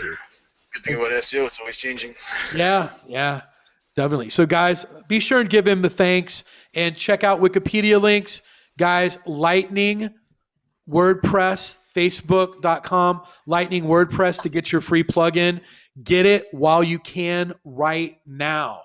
Then immediately go to Wikipedia, the Got Wikipedia, get a quote from Derek, and we're good to go. Guys, I look forward to seeing all of you in Orlando. Those who be there. Never met Joe before. I'm excited about that, Joe. I'm excited to meet you.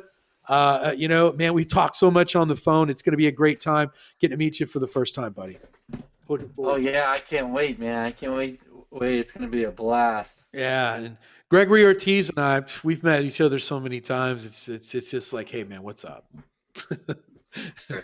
And so, Gregory, you going to be ready for Friday night? It's still definitely going to be fun, though. Great. Oh, I can't wait. Yeah. All right, guys. We'll see you next week. Simulation webinar. We might do a day webinar next week. Guys, would a day webinar work good for you, or would you rather do these night webinars? Give me a 1 for a day, a 2 for night, so I can know. Oh, wow. That's like a mixed bag right there. That didn't help me at all. Look at that 1 2 1 2 1 2 1 2 1 2 1 2. About 50%. Yeah, it's about 50%. So, all right, guys, just for the sake of doing it, we'll like try to do a day one next week just to mix it up a little bit, hopefully, unless I've got a conflicting schedule or a webinar I've got to be on that night. So, all right, guys, we'll see you. Look forward to seeing all of you this Friday if you're going to be in Orlando. If not, I'll see you next week. Bye, guys.